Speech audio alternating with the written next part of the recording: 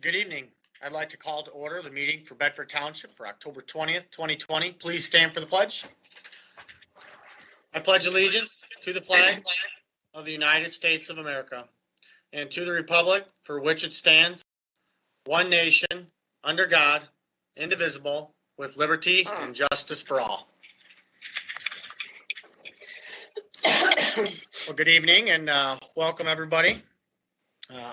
Item number 2 on the agenda is the approval of the agenda.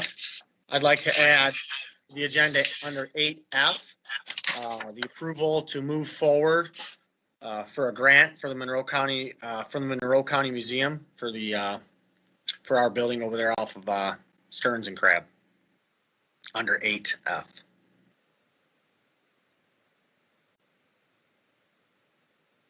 We're going to have prayer. We are. Phil, would you like to open us up in prayer, please? I would. Thank you. Father in heaven, we thank you for this evening that we can spend together to perform the business of Bedford Township. We pause for a moment and thank you for the many blessings that you have bestowed on all of us. I specifically pray this evening, Father, that you provide our board members with discernment, wisdom, and empathy as they deal with the business of Bedford Township. We thank you for all these things, and we pray in your name. In Jesus' name, amen. Amen. Okay, item 2 is the approval of the agenda, adding discussion of the grant under 8F. No further discussion or additions. I look for a motion. Motion to approve the agenda is amended. Support. Okay, motion is supported. Ms. Hirschberger, could you please call the roll? Mr. Steiner? Aye. Mr. Clemens? Aye. Mr. Montroy? Aye. Ms. Tinneberry? Aye. Ms. Jandisek? Aye.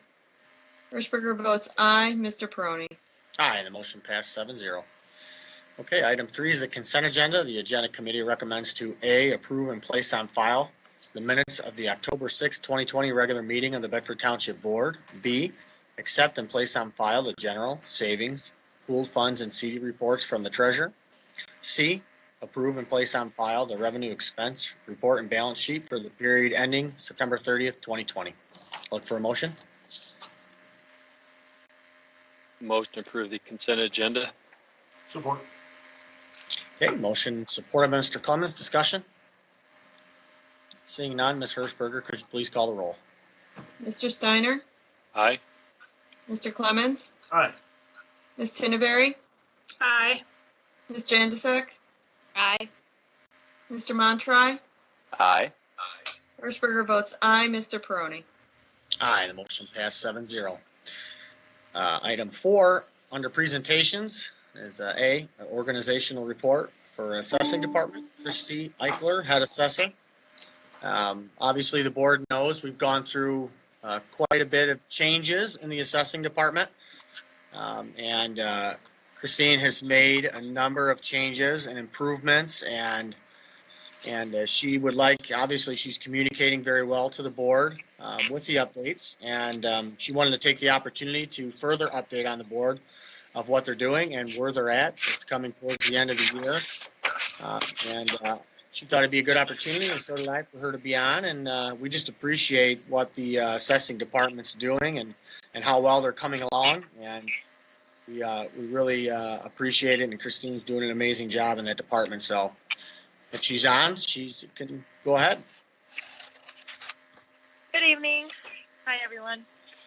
I hope everyone's been receiving my monthly department updates over email over the past few months with no issues. Since my appointment as the combined head assessor and land division coordinator position July 1st, I've implemented several organizational changes in the department. The most important change I want to discuss tonight is how the land divisions have been processed, how we're now processing the land divisions. Duties are now divided amongst 3 of us. I attached a checklist that we've developed with your packet. This new system has improved the processing and completion time significantly. As you can tell from the checklist, there's quite a process when completing land divisions. I've also been tracking the amount of land divisions the department processes, and I've compared how many other communities process and how many other land divisions other communities process.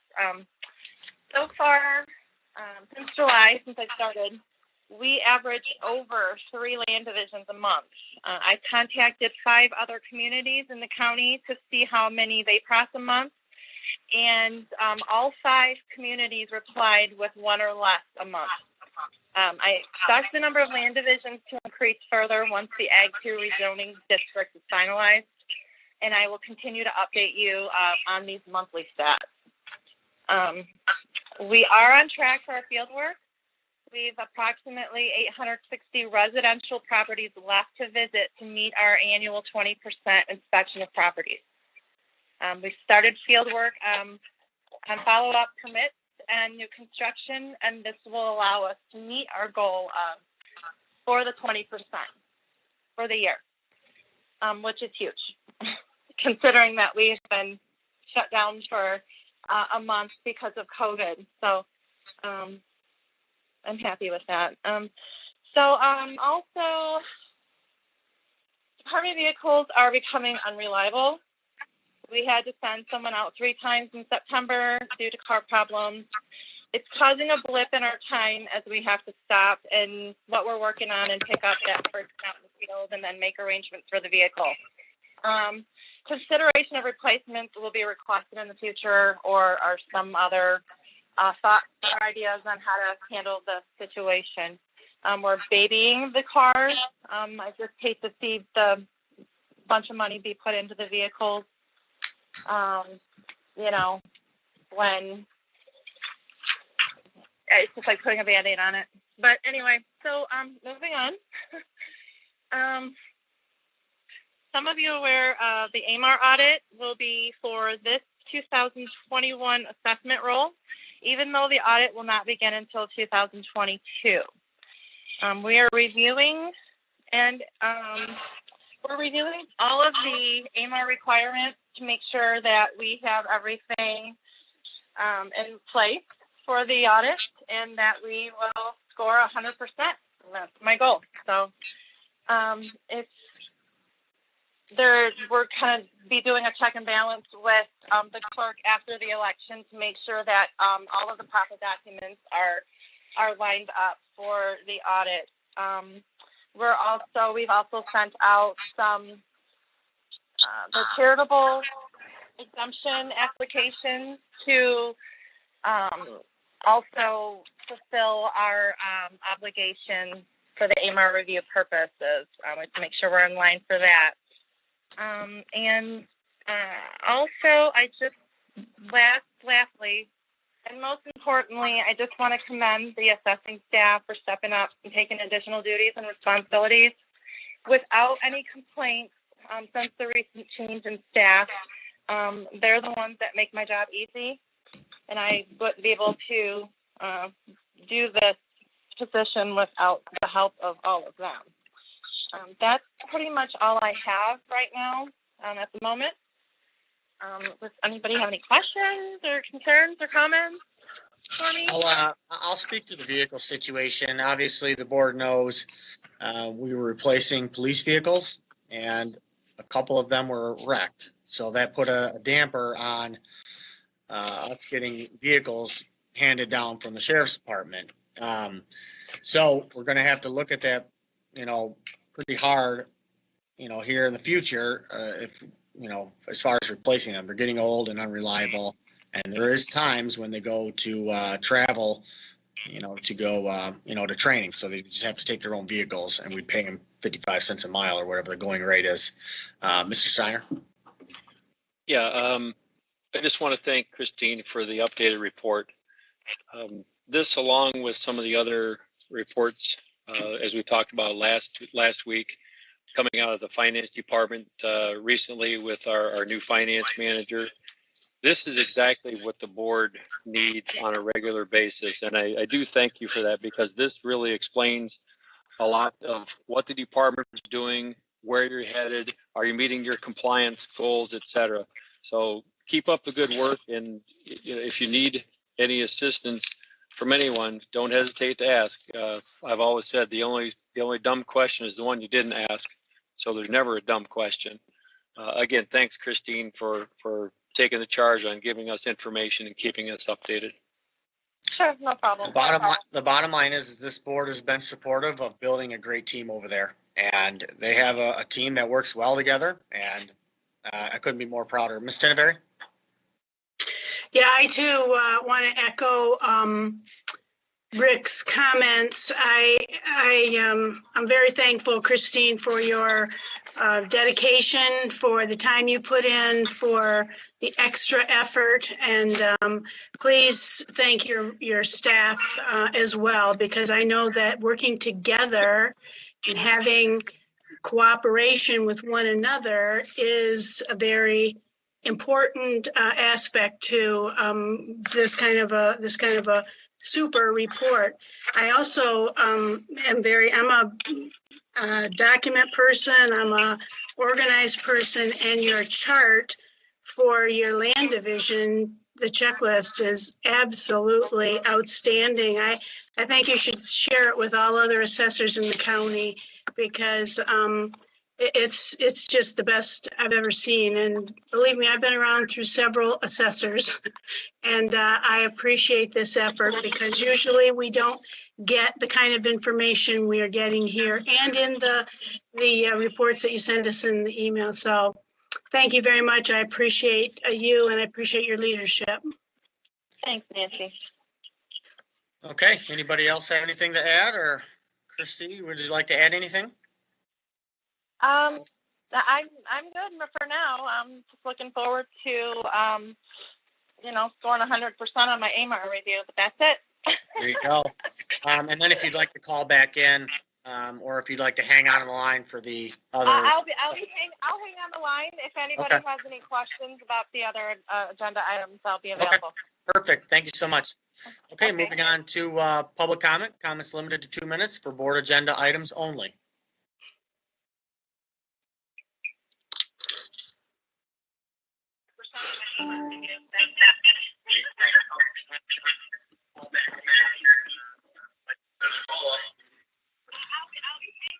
Okay, welcome. Could you please state your name and address, please? Perfect. Thank you so much. Okay, moving on to public comment. Comments limited to 2 minutes for board agenda items only. Good evening. Would you like to?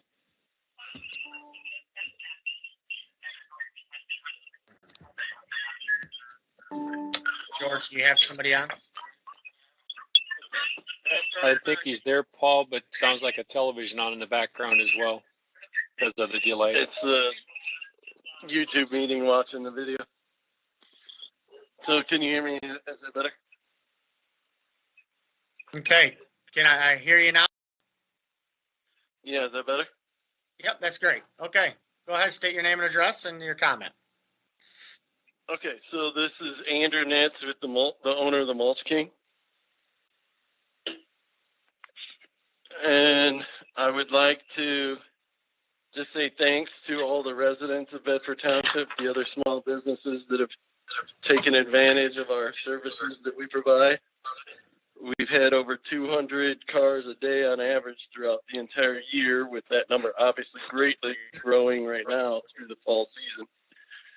So I would also like to thank Miss Benson with Jacobs Architects and Mr. Jacobs himself. They're doing a great job for several months now, working on revising the site plan. Although it's costing me a lot of money to have this plan revised once again for the township. Hopefully it's going to make the township happy, and every penny that we're spending is going to be a benefit and make the trustees that make these decisions happy. So what they don't deserve, though, is that I didn't think Ms. Benson deserved to get talked to the way that she did in that September meeting. So I think those that were pretty hard on her owe her an apology if they didn't give her one already.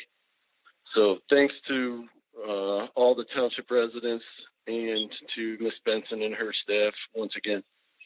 As to the changes for the Mulch King itself, I want to make sure that everyone knows they've been done to improve the overall function and safety of the facility. We've made changes and additions to the original site plan that is 100% true. We've added certain things, yes, no doubt about it. Whether we were guided in the right direction on how to do that or what we should have done is different, but we've been trying to correct that now. I also started writing that site plan many years before we ever even moved one shovel full of dirt. So the fact that things change once you start grading or digging into the soil, I would think the township would have been more willing to work with us on that, especially since they wrote the compost ordinance within a couple of weeks, just because we were even trying to make the business happen. But all the changes we made, we worked with the state, DEQ, now ELGE, to contain the compost water runoff, adding the drain pond that we have. We moved the location of certain piles because it was for safety and functionality of the site, as well as at the request of the very township that is now upset with us for even doing so. We expanded some areas because the site has grown so fast with the amount of material coming in that we had to make more room for the safety of the public to even be able to come in and out of the site. The loaders, screeners, grinders we use to process everything can seriously hurt someone. When we are not making Subway sandwiches here, the grinder can seriously hurt people, and people like to sit and watch the big machines do what they do. But we have to protect the public from themselves sometimes, so that's why we added other areas that they can drop off while we're processing stuff in the bag. Again, everything has been done to the site to improve the entire facility. The state recognizes the Mulch King as the nicest privately owned yard waste composting facility in the entire state. They have over 238, I believe. Ours is the nicest. So the fact the township has issues with it is very troublesome to us. They actually tell other sites to come and take a tour of the Mulch King so they know how to run their sites correctly. They asked me to show them how to develop the very facilities that is run in your township so the rest of the state can copy off of us. Yet you decide to have talks about shutting us down. You give interviews to newspapers, making us seem like we're the worst business in Bedford. Do you know how upsetting that is to me and my family? We spend hundreds of hours a week working at the facility, improving it, processing stuff. Years of our lives have been spent on it, and hundreds of thousands of dollars. We have the nicest facility in Bedford Township, and the trustees respond by wanting to shut it down over paperwork. There's never been a complaint filed on us. Even though Mr. Peroni has talked you guys out of shutting us down, you might as well have. Our sales dropped over 70%. The newspaper interviews you gave and the meeting you had in September has all but canceled our business entirely. We have more people that call every day asking if we're even open or closed than we do for bringing things over. You canceled our contract with holding $80,000 at the exact time of year when we need it the most because we bring in the most material. I've already spent over $5,000 revising the site plan because you guys need to have it done or express that concern right now, right away, before we even close for the season. We've lost or laid off 4 of our 5 employees because we just don't have the money to pay them right now, all of which have families and live in Bedford Township. Because I do not want to punish the residents of the township by charging them all of a sudden this late in the season because these issues are brought up by the township trustees. But I cannot risk bringing in too much compostable material and then getting in trouble with the state. We can't process it as fast as it's coming in right now. That would take us in the minds of the state from one of the best facilities they have to one that is not in compliance with them. So for those reasons, we're going to be closing on November 3rd. As much as I don't want to do that, I will send a prorated invoice to that date to the trustees and hope that they honor their agreement that they had at a future date.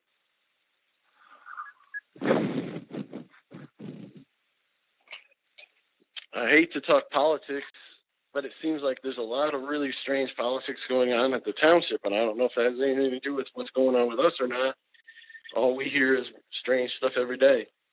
But I know you guys have a problem with us selling sand or stone or river rock, but nobody has a problem with the hourly motels selling women or crack rocks down the road from us. Not directly across the road, because I know those people work their butts off. But on the other side of the bridge, that's what happens all day, every day. I pass them coming into work and not. We don't have special meetings about them. So it's really upsetting that this is where we've come when all we've done is benefit the township for years. That's all our plan has ever been. So to all our residents, small business owners that count on us every day, I know us closing is going to cost you money and hardships to take your drop-off materials elsewhere. I do believe it's burning season, though, so hopefully that helps you out. Just know that we are going to work all winter to do everything we can to come into compliance with everything the township requires. Thank you once again to all the residents and small businesses for your support all year as well as right now. Also to Miss Benson and Jacobs Architects. I know you guys are working your butts off to make everybody happy. We're doing everything we can.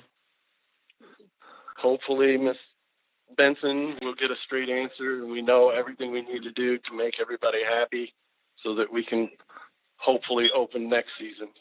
So thank you. I appreciate your time. Thank you, Andrew. Ms. Hirschberger, are you keeping track of time? You know, this is public comment, right? Yes, I do. I thought you were keeping it. I don't want to interrupt people. I haven't kept track of time in 4 years. Why would I start tonight? You keep track of time. You're the timekeeper. So, okay, next public comment.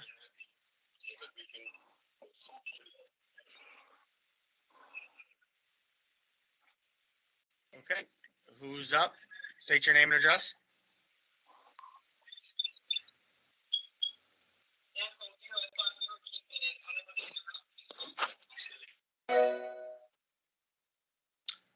Okay, next callers, please state your name and address.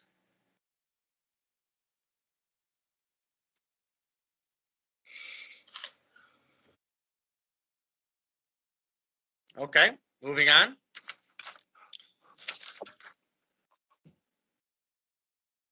Staff reports, 6A, approval of the Emergency Medical Service Mutual Aid Agreement. Chief Massingill. Yes, good evening. So the first agenda item I have tonight is for the mutual aid agreement with Monroe Community Ambulance. This has been in the works since the ALS transition a number of years ago. The county had asked that we move forward with a formalized agreement. It's been a handshake agreement up to this point. So in your board packet tonight is the agreement that we had worked out. It was a collaboration between, obviously between the fire department, Monroe Community Ambulance, the county EMA board was involved as well. And I think Mr. Goldsmith's been involved all along the way in making sure that our needs are met. It's an agreement that's acceptable for us. That'd be fair to say, Mr. Goldsmith. Do you have the times in your pocket? That's correct, sir.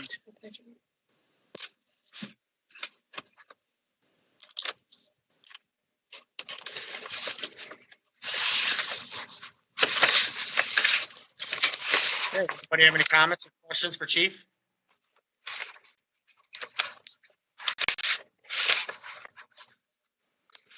Mr. Quick Steiner? question. So Chief, I know that you've done a good job in reviewing these. I think that you've probably covered all the T's and C's. I mean, yeah, yes, we can read through these, but you're the expert in the field here, and I think you've done a good job here in putting this together. So if there's no other questions or comments, I'd be willing to make the motion to approve the emergency medical service mutual aid agreement between Bedford Township Fire Department and Monroe County Ambulance as presented. Support. Okay, motion is supported by Mr. Clemens. Discussion, Ms. Tinneberry? Can I make a friendly amendment that the motion include authorizing the clerk and supervisor to sign, and that we get in return a fully signed document with the community ambulance authorized representative signature as well. Sure, that's on the last page as presented, but I'll accept that. Well, but we don't always get back, after we sign and send it off, we don't always get back their fully signed copy. So just want to make sure we have that on file as well. Good point, because if people don't follow through, then you got a blank agreement. Okay, Ms. Hirschberger, could you please call the roll? Mr. Steiner? Aye. Mr. Clemens? Aye. Ms. Janzasek? Aye. Ms. Tinneberry? Aye. Mr. Montroy? Aye. Hirschberger votes aye. Mr. Peroni? Aye, the motion passed 7-0. Item 6, striker, power load, power fastener systems, and 3 Power Pro stretchers for the fire department. Chief? Yeah, I'd hoped that, I was optimistic we would be meeting in person tonight. I was going to bring the demo unit over so the board members could see it. I think some of you have seen the new equipment that we're demoing. It's an upgrade over what we have now. We feel it's a necessary upgrade. I did include quite a bit of information. Much of it is sales literature, but it gives you a general idea about what we're trying to do with it. So it's a little better, or it's a little safer when we're moving patients. It's certainly safer for our crews. There's some safety features in the locking in mechanism when we're transporting, so it's a little better off as far as when we're transporting if we would get in an accident or something like that for the patients. It's got interoperability with Monroe Community Ambulance, which is important sometimes on bigger accident scenes. We might be swapping stretchers out or forced to move patients from our or theirs depending on the situation. So all in all, I think that there's value in it. We did not opt to go with these systems based on cost when we purchased the 3 new ambulances. But as we've progressed and we've increasingly been using our ambulances for transports and expect to continue doing so, we feel that now's the right time, especially since we have it in the budget, to move ahead and move forward with this so that we can just do a little better job protecting our knees and backs of our membership and also protecting the residents that we're transporting in.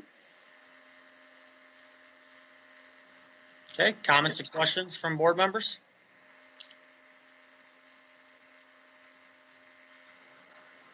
I know that this was in the budgeted into the millage. Was the price point, were you guys around that ballpark, or? We went back and forth with getting the 3rd power load system. We ultimately, with the recommendation is for 2 of the power load systems, which brings it down. It's well under what we'd expected to spend because we're not purchasing the 3rd one. When we look at the transports, our 3rd ambulance is only doing maybe 6 to 8 a year. So we thought it would be prudent to go with the power stretcher, which will take the burden off of our membership, but not invest in the power load at this time. We can always revisit that later on. But for right now, we thought that would save us a little bit and keep us well under budget in case anything unexpected came up down the road budget-wise.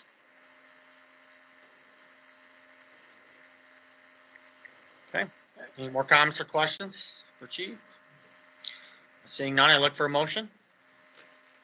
Mr. Supervisor, I'll make a motion for the board to approve the purchase of 2 Stryker Power Load Power Faster systems with 3 Power Pro stretchers at a cost of $103,728.61 from Stryker Medical. Support. I'll second. Okay, motion is supported by Ms. Januzak. Discussion? Seeing none, Ms. Hershberger, could you please call the roll?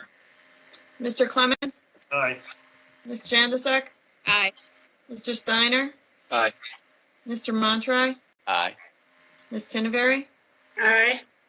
Hirschberger votes aye, Mr. Peroni. Aye, the motion passed 7-0.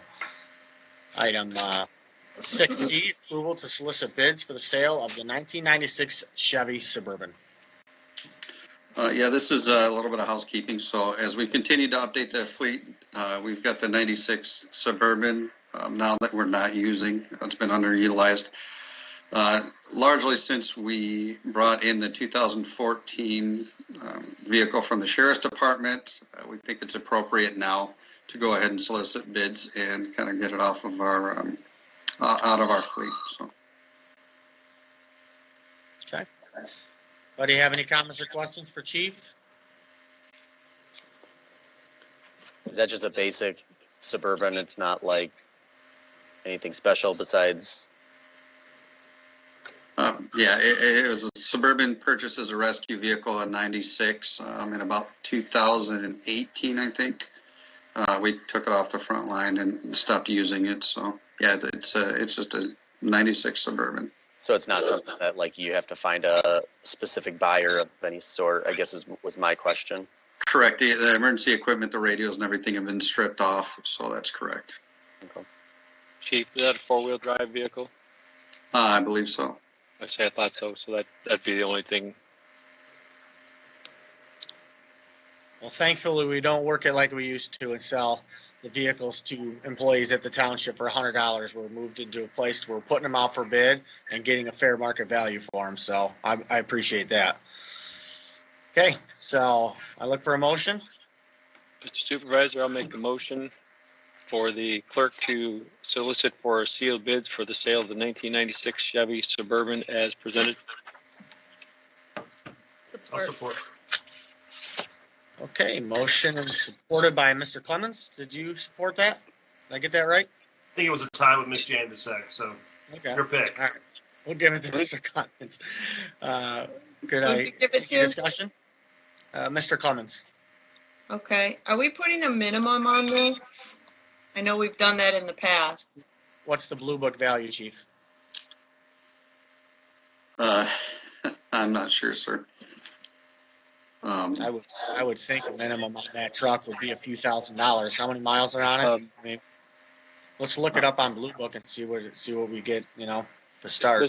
Mr. Supervisor, I'll go ahead and request to amend my motion with a friendly amendment of getting the general value out of the Blue Book or Auto Trader, or not Auto Trader, NADA, and put that in as our minimum bid. Okay, very good. Mr. Clemens, do you accept the support? Okay. Yep. Ms. Hirschberger, could you please call the roll? Mr. Steiner, Aye. Mr. Clemens, All right. Ms. Janusik, Aye. Mr. Montroy, Aye. Ms. Tinneberry, Aye. Hirschberger votes aye, Mr. Peroni. Aye, and the motion passed 7-0. Thank Item you. 7A, designated assessor for Monroe County. I'm requesting the board to approve Michael Wolford as designated assessor for the Monroe County and to interlocal agreement. This will fulfill the requirement made by the State Tax Commission PA 660. Christine Eichler's still on the phone if anybody has any questions, but this is something we have to do throughout the county. If we ever get into a position to where we can't do our job, Mr. Wolford would come in at I believe it's $30 per parcel rate, somewhere around there. But yeah, anybody have any questions? Mr. Steiner? Yes. So I had emailed Christine on this and let the township board know as well through that email, asking for information. She forwarded it to Mr. Wolford, and he kindly responded with some clarifications. Again, there is no current impact to the township. This would only be if it was enacted for the designated assessor to take charge. And there is a range of approximately $15 to $30 per parcel in the cost. So there's nothing set there for sure. It would probably be at that time, if it was enacted, that the exact cost would be brought forward. At that time, we'd also then have to probably have a budget amendment to do so. Mm-hmm. Anybody else have any comments or questions? Okay, seeing none, I look for a motion. Mr. Supers, go ahead, Nancy. No, go ahead. Go ahead. I would like to move that the board authorize the Monroe County interlocal agreement naming Michael Wolford as the designated assessor, and that we request a fully executed copy when all have signed. Support. Okay, motion in support of Ms. Januzak. Discussion? Seeing none, Ms. Hertzberger, could you please call the roll? Ms. Tinneberry? Aye. Ms. Januzak? Aye. Mr. Montroy? Aye. Mr. Clemens? Aye. Mr. Steiner? Aye. Hertzberger votes aye. Mr. Peroni? Aye, the motion passed 7-0. Item 7B, Mulch King update information. Is Jacob's Architect on the phone?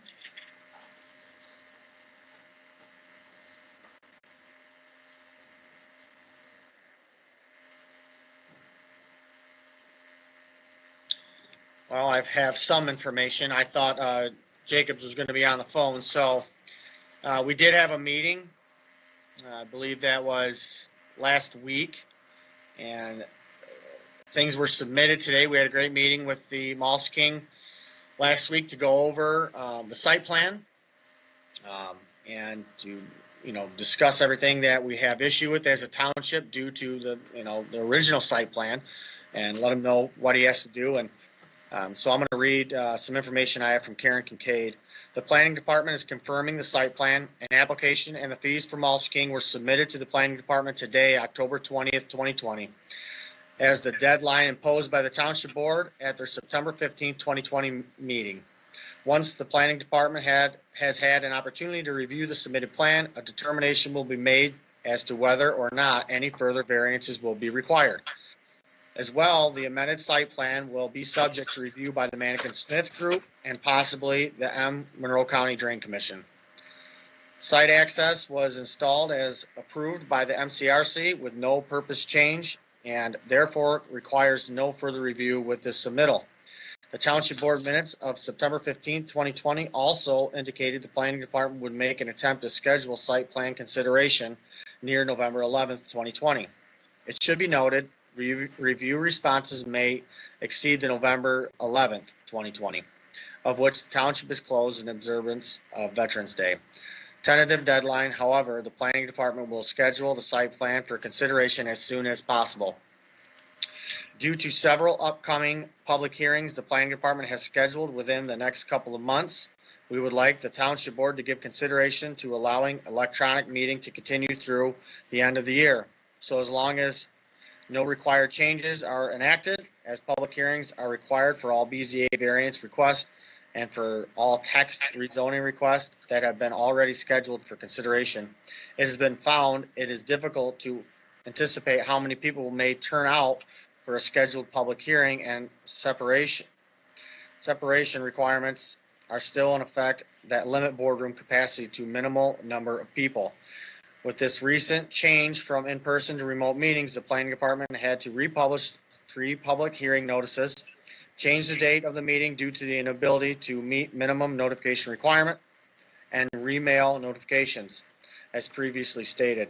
The planning department cannot anticipate how many persons may show up to the public hearing, And as long as social distancing is required, that limits the number of persons permitted in the boardroom at one time, although perhaps not as personal as being able to conduct a meeting within the building. Remote meetings have been found to better serve our needs in the time being. So that was sent to me by Ms. Kincaid today. Not sure why Jacobs isn't on the phone. I sent all the information to Andrew Nitz for his people, to call in. So, yeah, they're moving along. Mr. Tinneberry? Yeah, I need some clarification from the attorney, because it's my understanding that the Planning Commission reviews site plans. No? You're muted. You're muted. You are correct. The Planning Commission does, but it's typical for the Planning Department to take the submission and review it for accuracy, and if there's missing items, they'll let the applicant know. But you're absolutely 100% correct. It is the function of the Planning Commission to either approve or not approve a site plan. So I'm taking objection then to this meeting that was called with several people listed here. The Mulch King owner, Nancy Ginn, Damon Cecil, Dennis Kohler, Jody Rector, Katrina, Paul, and no planning commissioners involved. This should have been on the agenda for the Planning Commission and not handled in a meeting in the office without consideration of the Planning Commission. And, I don't understand. The clerk's office was present at this meeting, and the clerk's in charge of the planning department. And I'm guaranteeing you that the clerk knows the process for site plans. So it should be the Planning Commission. I understand the planning department reviews them before they come to the Planning Commission, but the Planning Commission has not been notified one iota about any of this. The only involvement that the Township Board has with this Mulch King is the contract, or whatever that was determined that we would pay them a certain amount of money for handling residents' deposits of their leaves or whatever. So I'm not sure why this is before the board and why it is was handled in a meeting without the Planning Commission involved. It's not, Nancy, it's not uncommon for this type of meeting to be held, although I wasn't present or requested to be present. Oftentimes, our planning department requests such a meeting, or the applicant or the applicant's professionals, because they have certain questions as to how to satisfy the ordinance. That's the Planning Commission's responsibility, and you know that well. I know that. I also know the process as they work on it. When it gets to the Planning Commission, they are the final say. They either approve it or say, no, you have to go back. So it was, again, I wasn't there, but it's oftentimes utilized as a step in the process to help refine it before it gets to the Planning Commission. But the Planning Commission, you're right, has 100% say in whether it meets the requirements of the ordinance or not. Ms. Hirschberger? This meeting was called by the applicant just to make sure he was moving in the right way. It will be going to the Planning Commission.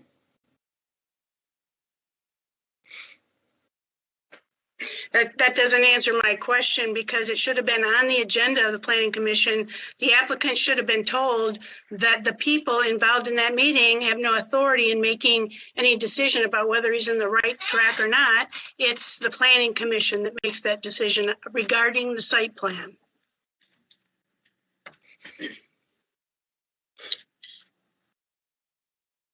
Okay. I don't know if, Paul, can you shed more light on it? I wasn't here. I was invited to the meeting by planning, about 4 days before the meeting or so. I can't tell you why it happened in this order. I just knew that the board directed Andrew to bring information to the planning department by the 20th. to make sure that they're moving along in that direction. They came well before that to present a lot of information and their site plan to the planning department, the building department, the ordinance department, the clerk's department, supervisor's department. And like I said, I was invited to the meeting. I showed up. And as far as, turning in the information by the 20th, he did that. He did that today. And, so they're moving forward. As far as the site closing November 3rd, that's a shock to me and a surprise. I don't know what the heck residents are going to do with their leaves in that time. It's going to be interesting. So there were no decisions made in that. I did just get a text from Andrew. He said he didn't request any meeting. He was told to be there. So I don't know who organized or scheduled the meeting, but it wasn't me. It was, I don't know if it came from the planning department or if it came from the clerk's department. I don't know. It wasn't. It did not come from the clerk's department. We didn't plan anything. We were asked to be there. Okay, so it came from the planning department then, Ms. Tennery. So, Mr. Peroni? Yeah. And I don't know if this clarifies it or anything, but if you look at the memo dated October 14, it says on Tuesday, October 13, 2020, a meeting was held at the request of Chris Benson of James Jacob Architect. So maybe it was not Andrew directly. It sounds to me, according to this, it was the architect that requested that meeting. Working for him. Okay. I mean, just to clean it up. So, we don't need to point fingers. We've got facts in front of us. Let's use them.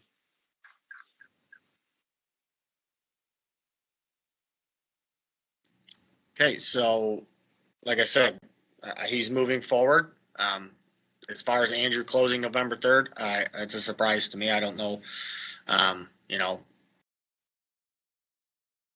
It was, what hurt, to where he couldn't keep moving forward, but we're going to have a real problem on our hands with the board come November 3rd. So that's when the leaves really fall and we really have to take, we used to have dumpsters behind Township Hall at this time, during burn season for people to dump them so they don't have to burn.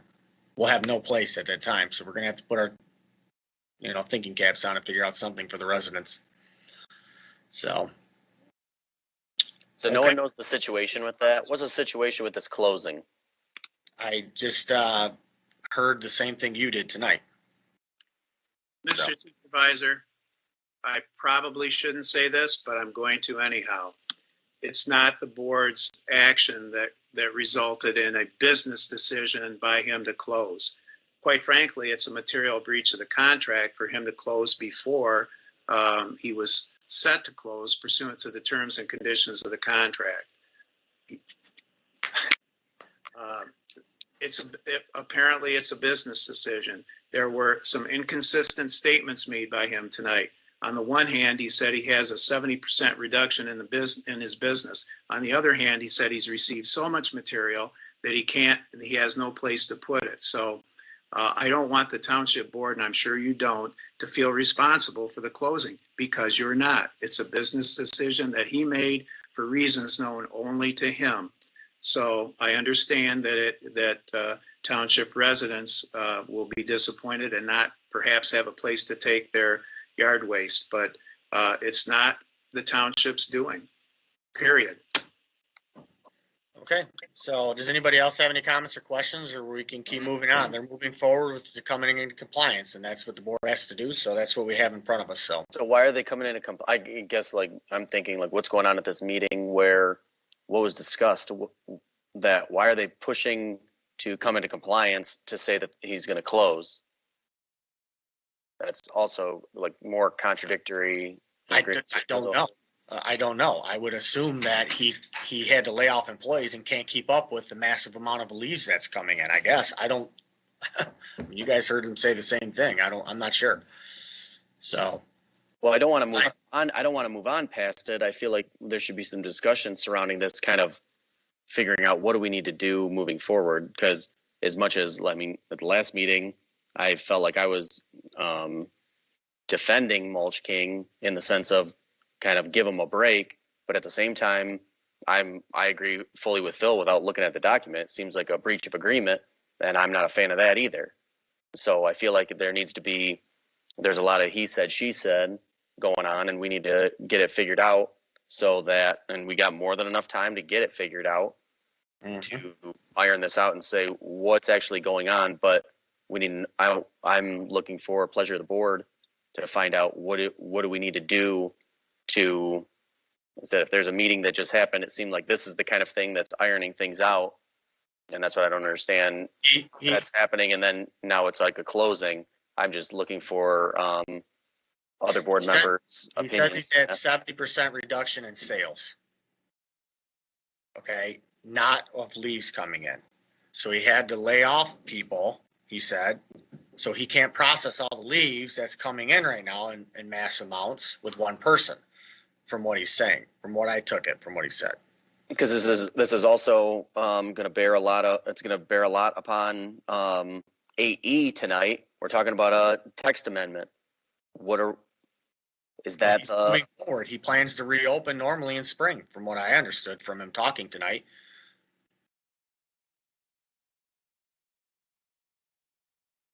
He said he was going to plan to reopen in spring, right, Mr. Goldsmith? Didn't you hear that correctly? I heard that. Let me try to wrap this up and bring some closure. There was an approved site plan. He's not operating at that site pursuant to the approved site plan. As you heard, he's changed his operation. In his view, it's a change for the better or an improvement in the operation, as you heard him state during his comment time. So he has submitted essentially a revised site plan, and he will be asking the Planning Commission to approve that revised site plan. So, and that's what he was requested to do because it was determined that he was operating contrary to the approved site plan. So going forward and into next year, I'm not happy with the business decision to close the facility while leaves are still falling. But for next year, hopefully there will be a revised site plan approved by the Planning Commission, provided, of course, that it meets with the requirements of the ordinances. And then later, as Craig has stated later on, he's made a request to at least have the board consider whether or not they'd be amenable to a text amendment to the zoning ordinance as it relates to the composting operations within Bedford Township. So I think that wraps it up from where we're at. And I will say if Andrew just called in, if we want to patch him in, maybe he can answer some more questions for us. Yeah, he's had his time. he had more than his time. I think it's time to move on, but that's your call, not mine. So, George, let him in.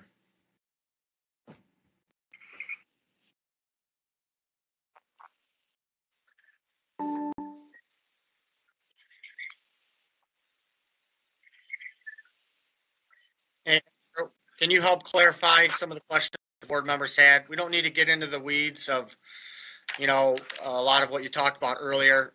Craig, is there a specific question that you have for him? Well, I mean, I'm just trying to figure it out. Like I said, I felt like I was defending Mulch King at our last meeting, saying I feel like we're kind of, which I think that's how Andrew feels, is judging by the call earlier, that you're kind of jerking me around a little bit, and I'm trying, and that's how I felt like we were possibly being. But if we're at a point where we're breaching contract, now I'm not okay with that. And I would especially like I said, if we're looking at making a text amendment to a zoning ordinance and trying to, which I plan on trying to work with the Mulch King as much as possible because I agree with everything that you said. Mulch King is a great service to our community. It is. All right. Well, let's so I want to know what's going on with this, what would be a breach of contract in November. Well, you guys in your September meeting canceled paying anything, so you breached the contract. It wasn't anything to do with us.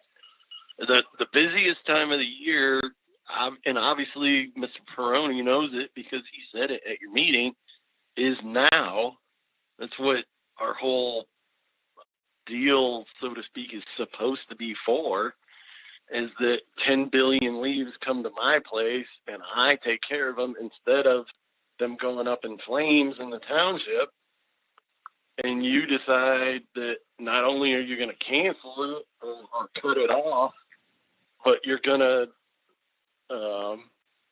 not even pay us the worst time of the year for I guess violations that seem like they're just pieces of paper. Like there's no complaint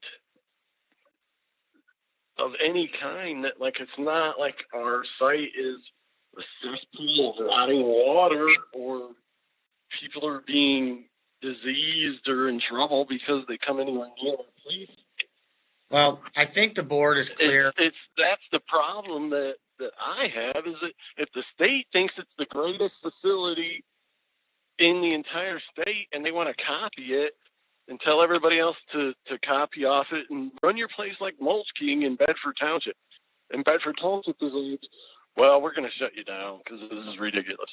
Well, like how keep in mind, Andrew, we had an individual that was complaining about you on a regular basis. So the problem is your she site. does that to every business in the township. She's obviously in. But I just want to let you know that the site is out of compliance. So that's all we're doing is try to bring it in compliance. But does anybody else have any further questions, or need to keep moving forward?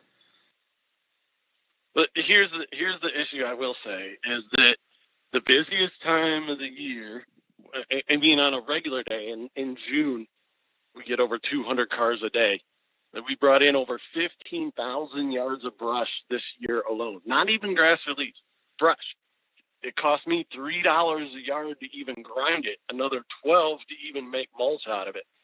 So $16,000 is about 12 cents a person coming in there for just brush. It doesn't even count grass or leaves. So the deal that we even have in place is losing me money. Like I could make $100,000 towards that if I charged everybody $5 a load. The reason we work together is because we're all trying to benefit the community. Like I want to build my own house there. I want to be the guy that maybe has his name on the Bedford football field stadium, Mulch King, whatever. Sponsors. I mean, you guys treat me like I'm trying to be the enemy. It's I can't even say upsetting. That's the word I'll use, but it's troubling, we'll say. But there's nothing wrong with our place. Nothing. A couple of pieces of paper need to be filed differently, and it's costing me thousands of dollars to do it. At the same time, you're going to cut all the money off. At the same time, 300, 400, 500 different cars are going to come in there every day of the week, at least for the next month. We can't do it. I had to lay guys off. The piles are huge. The state is going to find me or cut me Andrew, off. we got to keep this meeting moving along, unless Phil or Rick, I get it. Whatever. You guys got to do what you got to do. I get it. It's just, it's frustrating, if not pisses me off. But you guys are in charge. You hold all the cards, so you do what you got to do. Okay. Anybody else have any comments or questions?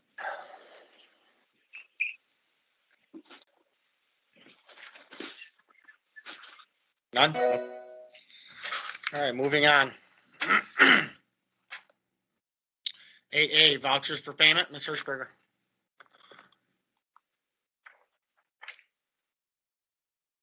I'd like to make a motion the following vouchers be approved for payment. General fund, the amount of $226,652.80. Fire district, $56,152.23. Police fund, $6,013.53. Park fund, $7,974.94. Fire equipment, $226.25. Transit system fund, $9,208. Library fund, $10,423.76. Water revenue fund, $761.72. Stonegate SAD, $606. Downtown Development Authority, $2,811.04.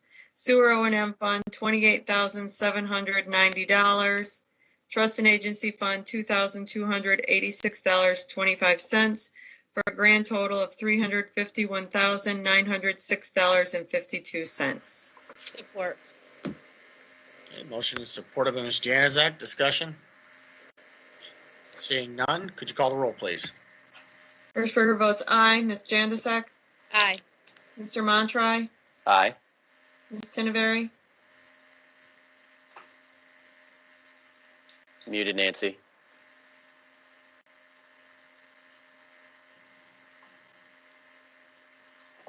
Aye.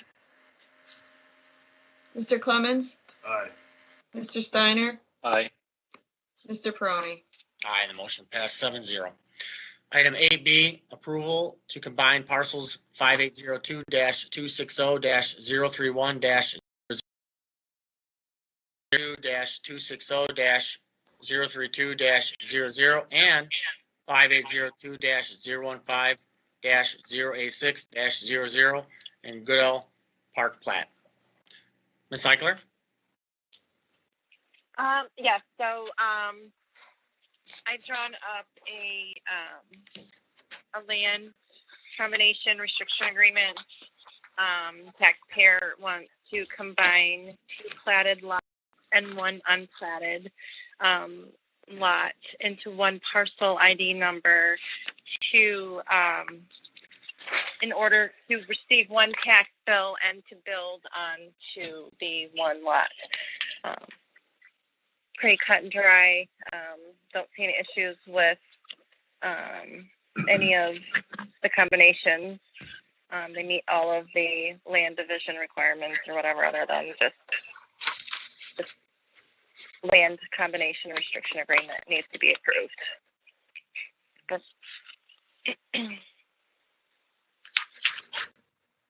Any comments or questions for Ms. Eichler?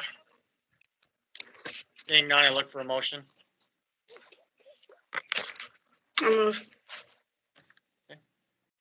Me? Ms. Eichler? Am I still muted? No, I'm not muted. I'd like to move that we approve the application for land combination on 02-0260-031-00 and 02-260-032-00 and 02-015-086-00. Due to the combined parcels, we be in compliance with the township zoning ordinance for the requirements of land width and land area. A second. Okay, motion is supported by Mr. Steiner. Discussion?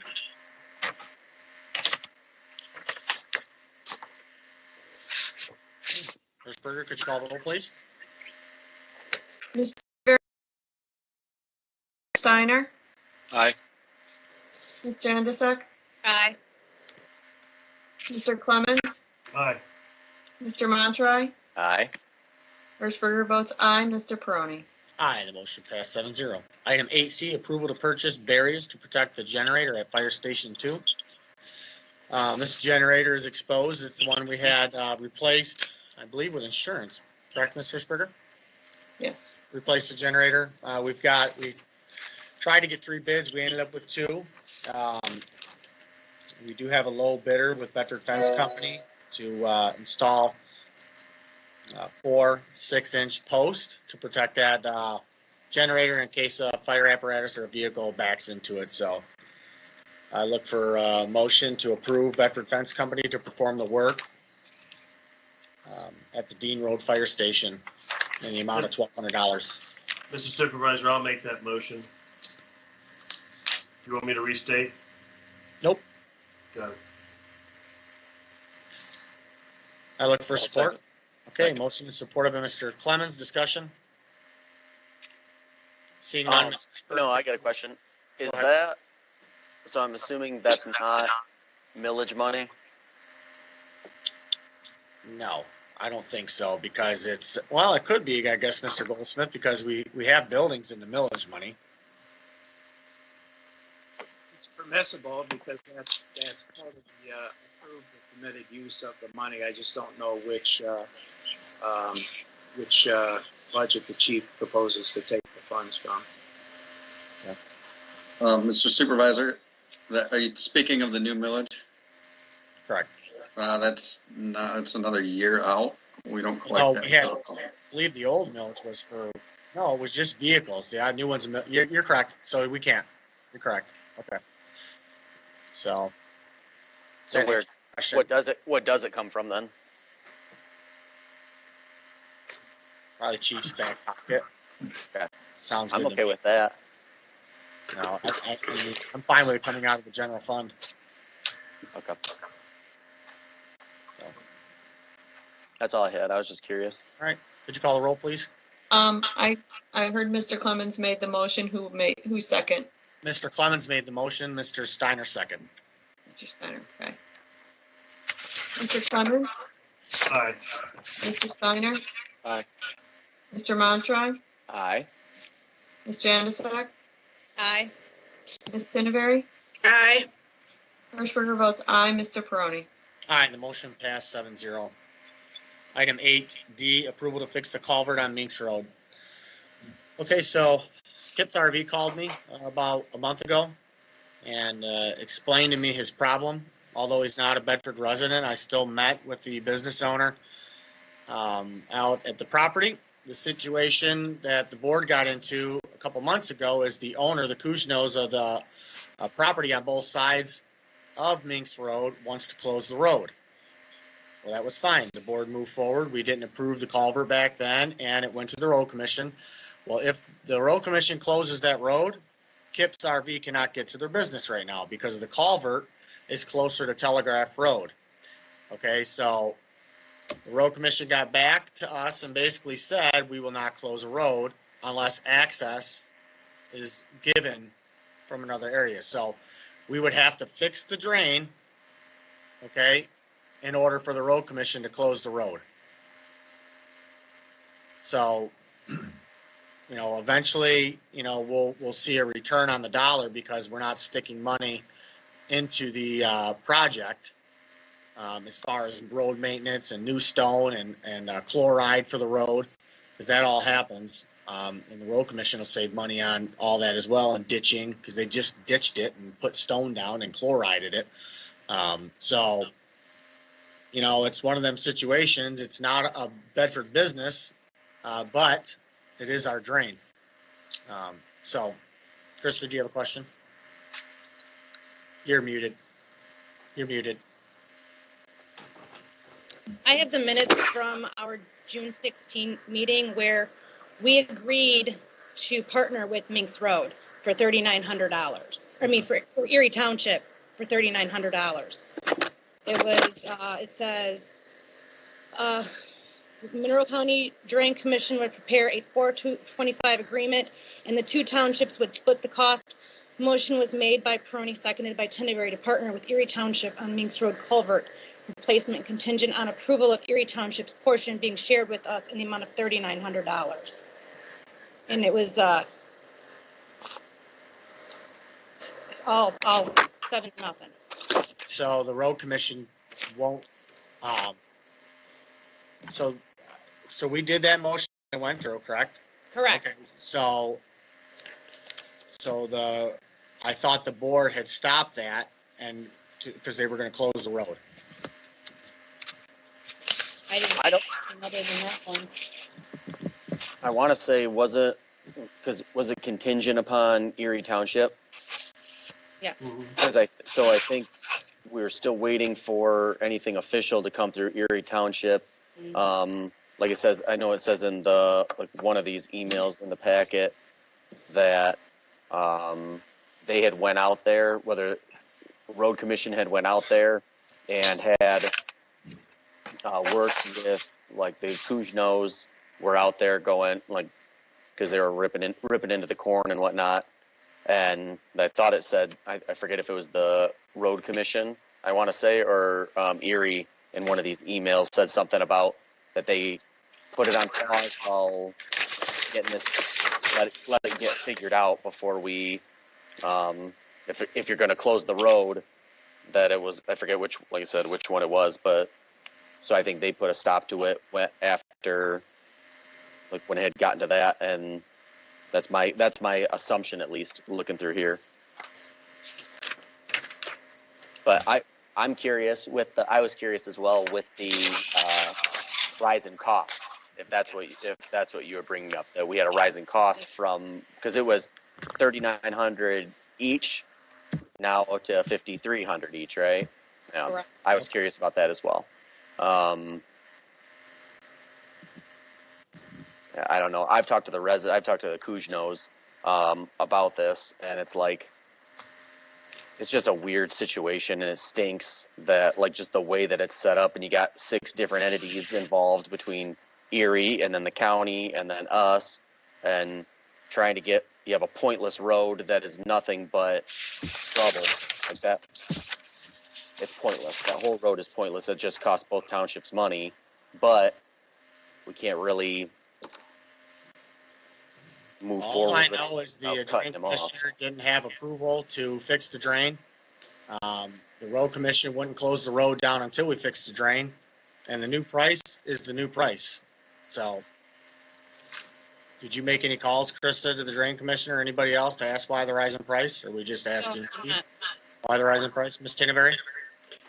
The email says attached is a cost computation to replace the Minks Road culvert at Rabideau Drain. The Drain Commission has bid out the project, received the material quotes, and prepared the attached cost estimate. The cost is an increase from our initial preliminary ballpark estimate. The installation construction bids received were greater than our initial estimate, and there are also additional survey costs involved due to the presence of the quarter section corner of the culvert. So that was the original, was just a ballpark. Thank you. So this is actually bid out then. So what's the pleasure of the board?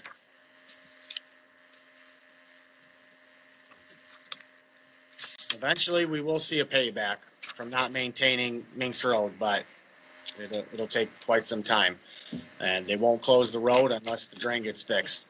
The thing that's bothersome to me is if they would close the road, the business owner could fix the drain for about $2,000 because we wouldn't have to use concrete pipes and all this, but they won't close the road and, give it up until that's fixed. So now it's got to be fixed to road commission specs.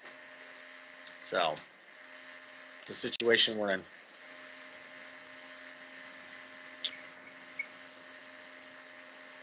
Paul, do you know if they're willing and able to close the road between Hawthorne and after Kips? Like, because they're not going to close the entirety of the road. Oh, they closed the road just north of Kips building where the corn starts. But they would be able. The road would be closed. Okay. So his front yard would, go into the road pretty much. So, Ms. Tinneberry? Have you talked to Grodi and Erie and found to ask what their, I read in the email what their position is, but they're saying, is there a reason to replace the culvert if the road's going to be closed? So I talked to the intern supervisor. That's actual interning as supervisor right now. What do you mean interning as supervisor? It's an elected position. I think somebody died in Erie, the supervisor, from what I understand. Oh, I didn't know that. Okay, sorry.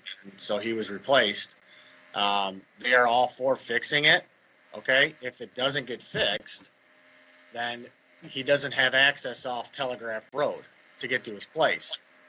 And ultimately, the Kujnos want to close the road because there's tons of illegal dumping that happens in the field, and people drive into the field and ruin their crop, and people spray. There's rocks that get sprayed into the field. They want to close the road. But they will not close the road until we fix that drain, because if we don't fix the drain and they close the road, then Kips has zero access. I'm just asking you, so Erie is willing to pay their half? Correct. Okay. And then I'd like to make a motion that we approve the request for $5,335 to fix the culvert, no, to fix the Ravenel drain on Minks Road.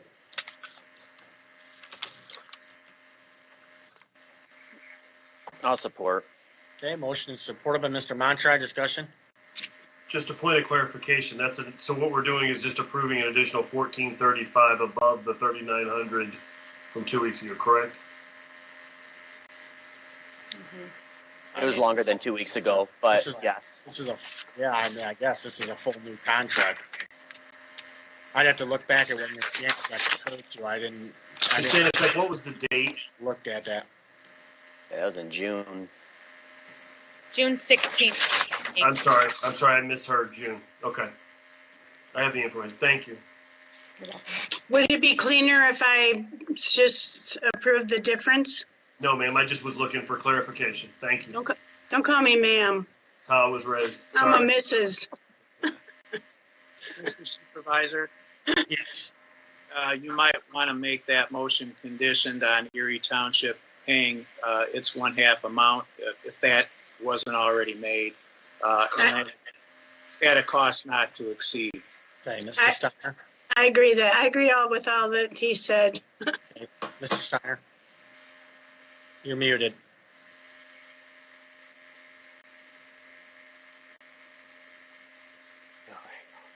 You're unmuted.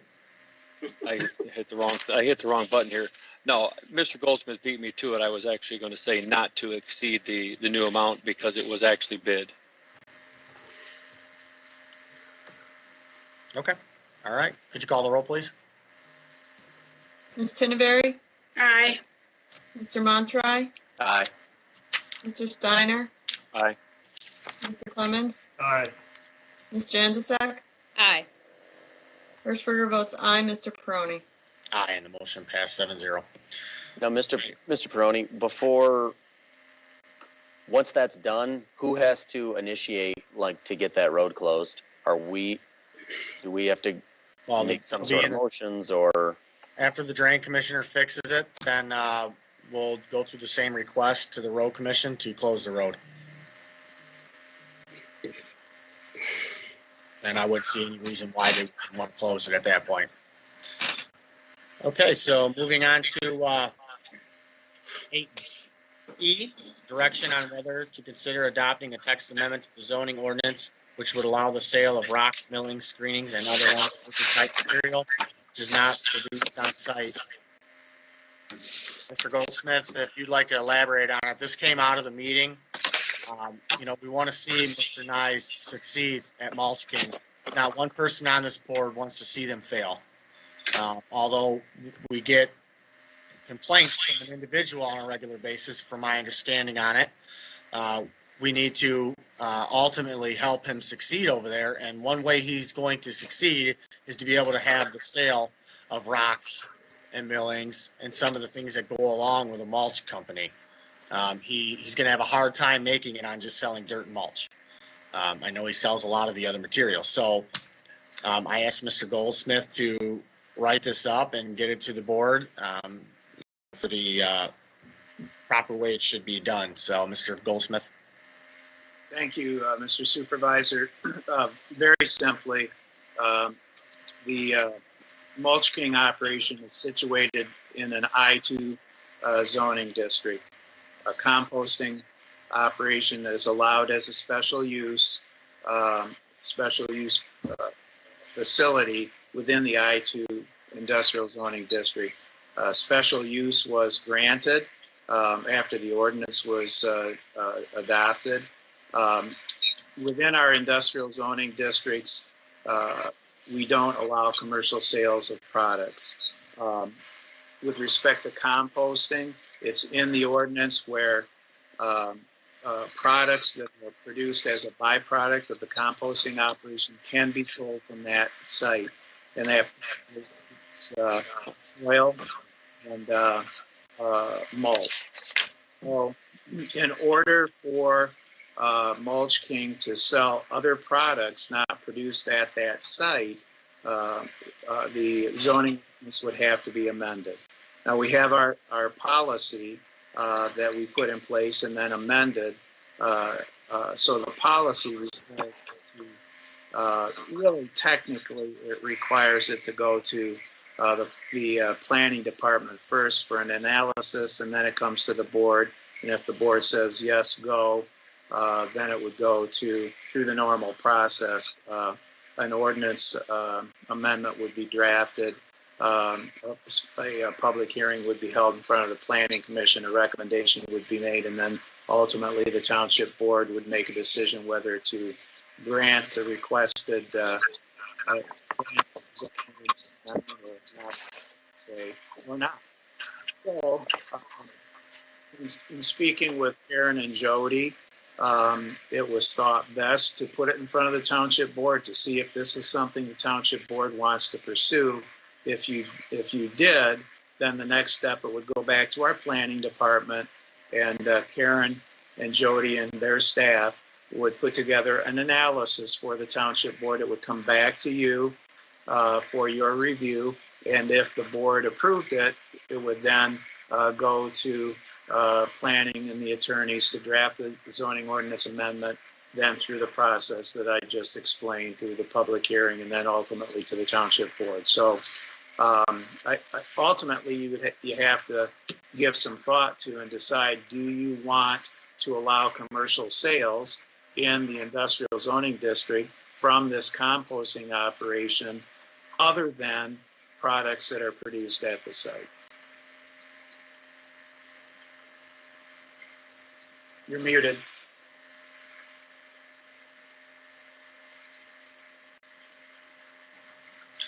Comments or questions from board members? So funny, Miss Tinberry.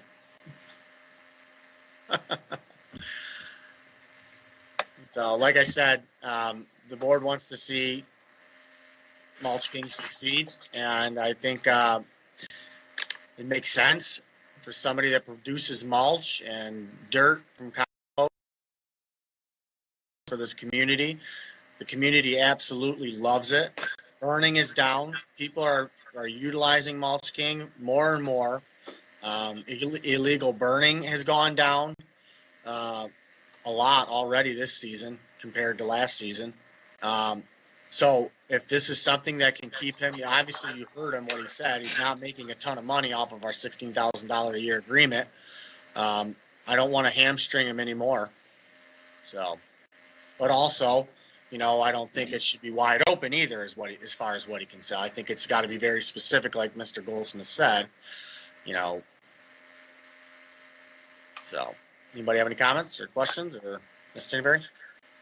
I agree that I would like to see the business succeed, and I also agree that it needs to have further opportunities to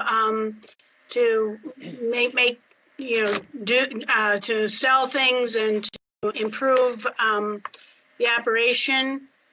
I'm typically not in favor of making text amendments to support one person's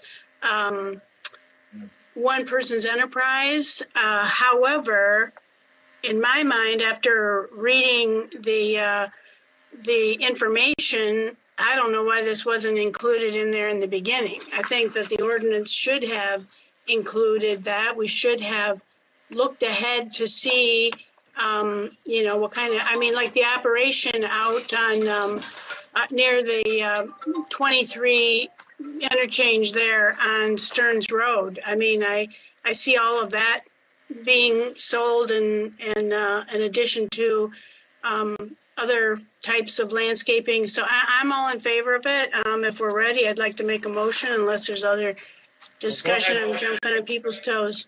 Go ahead and make the motion. We'll get a support when Mr. Steiner has a question. Oh, I'd like to move that we approve the attorney to move forward with, and the planning department to move forward with the text amendment change to the zoning ordinance with regard to sales of stuff. No, it needs to be more. I don't want sales of everything. I don't want tires being sold. Sales of pertinent, whatever that says in the ordinance. just move forward with the zoning text amendment. I'll Second support the it. discussion. Landscaping materials or something along those lines. I think Okay, yeah, that's good, that's good. I'll support with the edit of landscaping material. There you go. Yeah. And I think we all can imagine, but Mr. Steiner? Well, I was going to wait just till the end of the evening, but I'm going to go ahead since it is the subject. I just want to be very clear. I don't think anybody on this board ever led anyone to believe that they wanted this business to shut down. That was not the intent.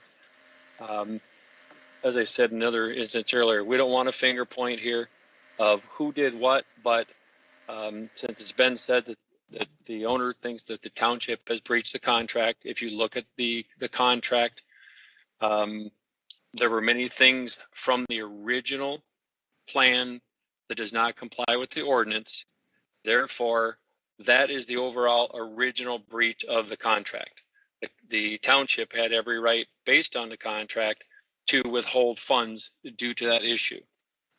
Mr.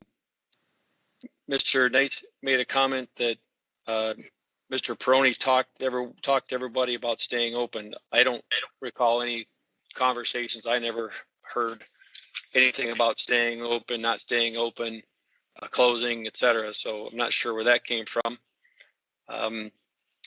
I don't think everybody thinks that he's the worst business in Bedford. I have not heard anybody say that. And maybe some have. I've not personally said it or heard it from anyone. I don't think anybody attacked Ms. Benson at the last meeting in the conversations. Actually, everybody said that it was a tough position that she was in. The other thing here is I can see what the biggest issue is, and this should have been noticed from day one with the application. The applicant says that there's a 70% loss of sales. And what I'm basically hearing without it being said is the loss of sales really is due to the items that are clearly not allowed in the current ordinance, which would be some of the things being brought from off-site. I guarantee you that's where the most profitable material is for sale. And that's why I was willing to support Nancy's motion as well with Mr. Clemens. Again, this property was given numerous variances. That's another thing with the whole ordinance when it was drafted. I believe it was, I left my other notes on the other desk, but I think it was 11 variances were provided to the property. That's what made this thing a little bit more stringent. That's what we needed to follow.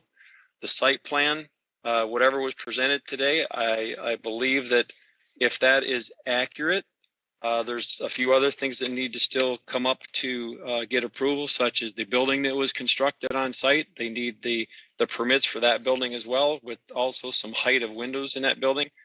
I hope that everything that he's worked on makes it successful. Even with us telling the planning department to work on a text amendment, there's still no guarantee that the planning commission will eventually vote. I just want that to be very clear. Can say no, they make a recommendation not to approve based on X, Y, and Z.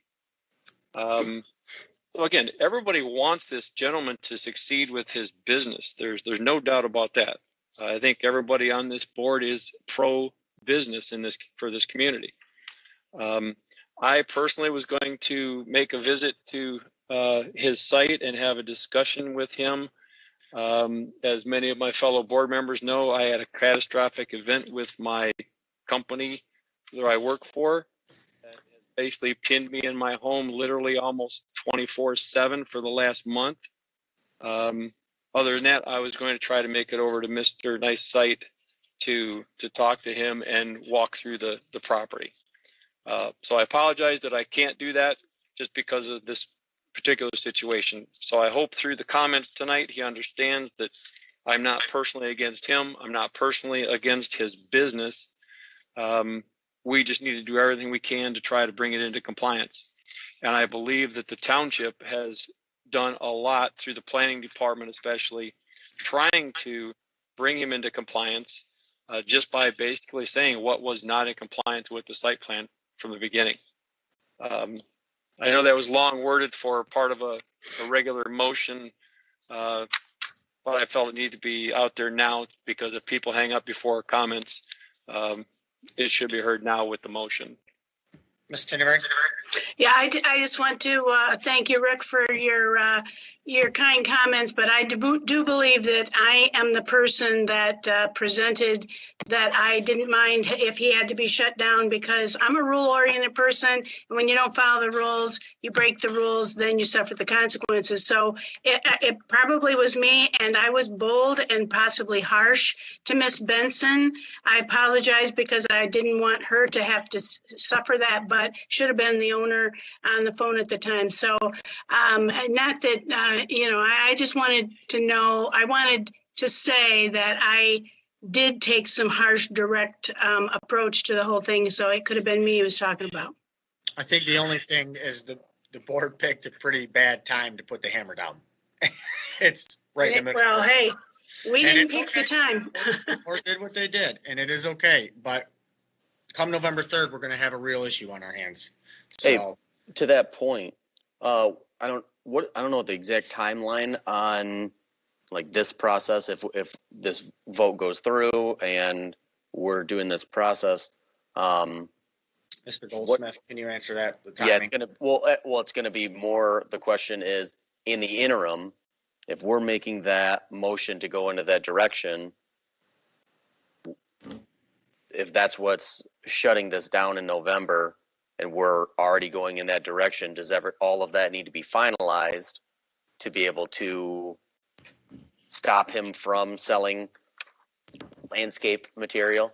Or is that not, he will have to shut down because he doesn't have any income from the township because we're withholding due to, in my opinion, I think breach of contract is why we were withholding until coming into compliance. But it's also, is he also being stopped from making income through those materials in the interim as well, even if we're already going in that direction?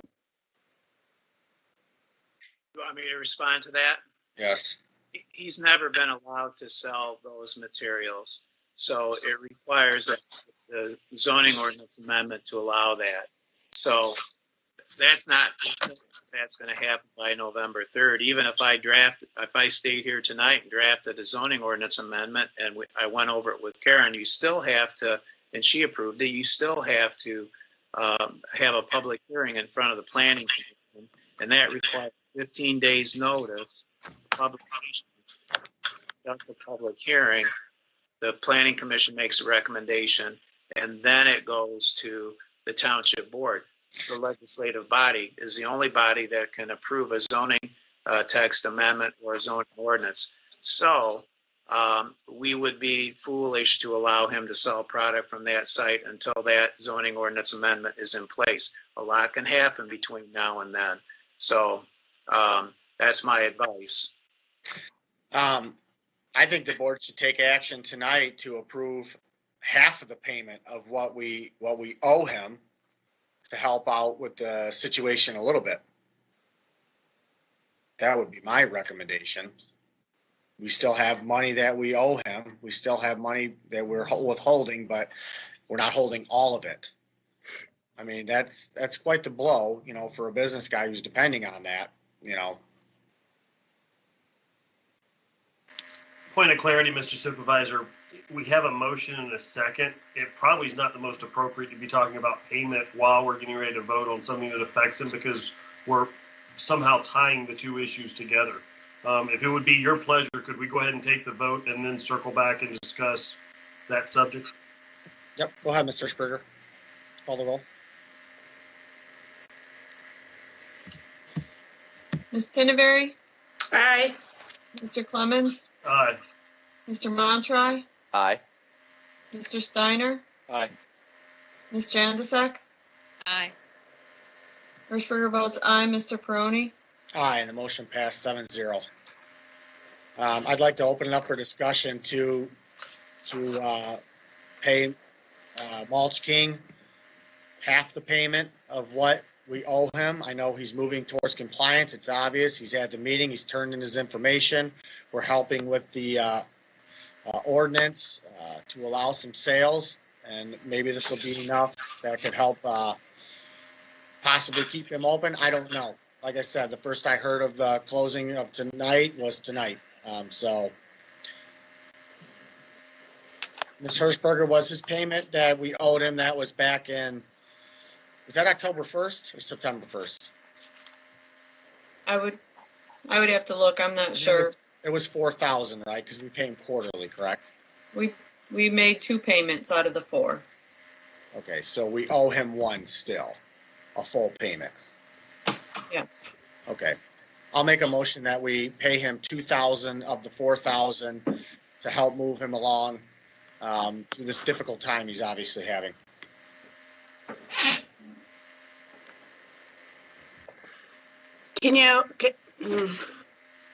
Ms. Stinberry? Can you include, as long as he stays open till he was supposed to, doesn't breach the contract, I'll support that as long as he agrees to stay open until the contract allowed him to shut down.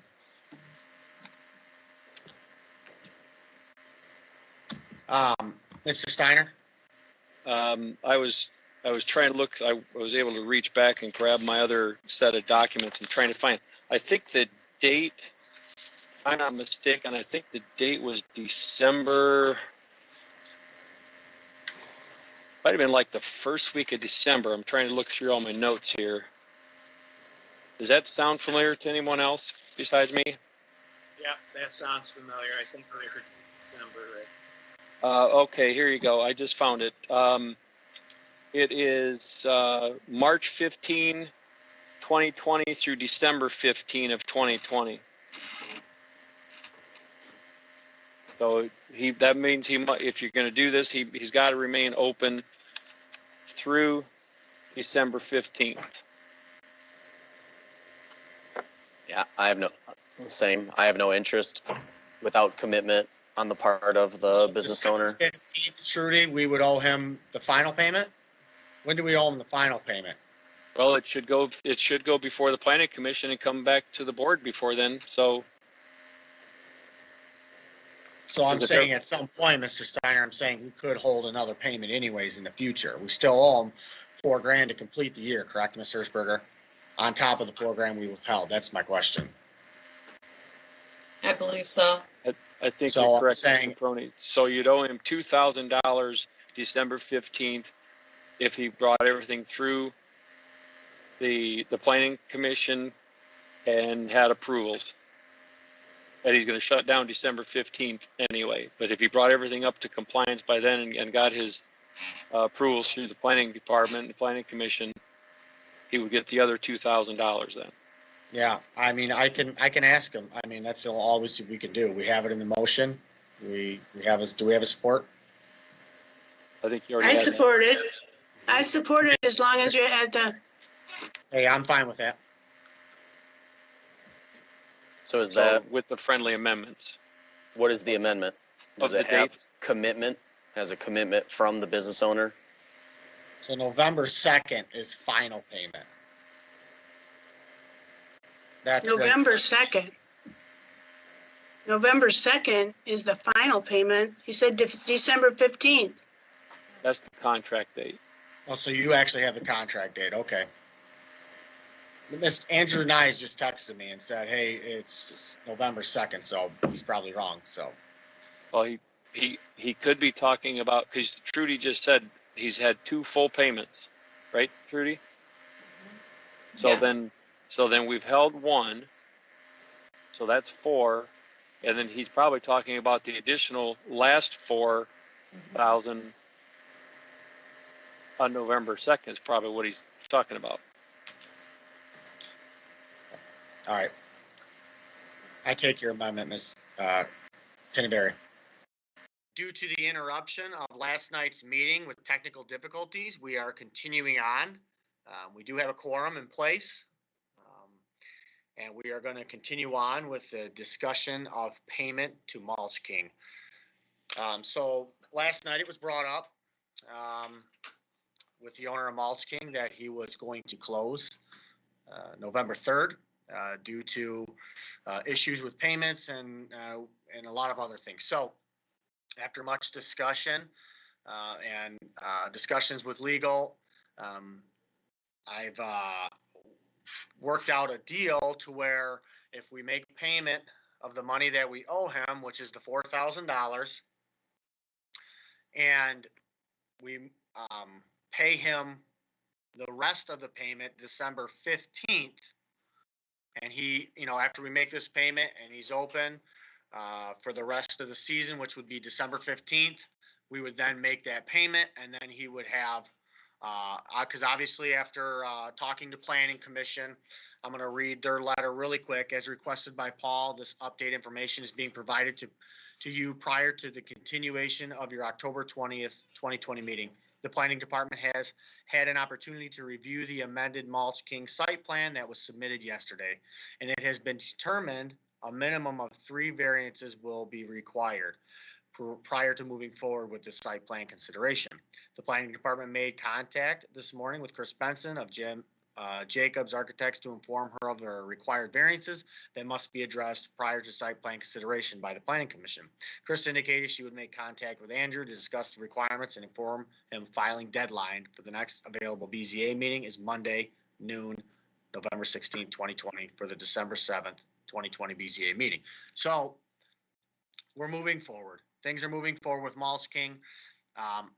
Obviously, the board knows and understands we have a great thing with Mulch King for the community, but also the site needs to be correct, and we're working towards that. We're working with Andrew, the Planning Commission, Clerk's Department's working with them. So we'll continue in that direction, but we do need to make payment so he can also run his business.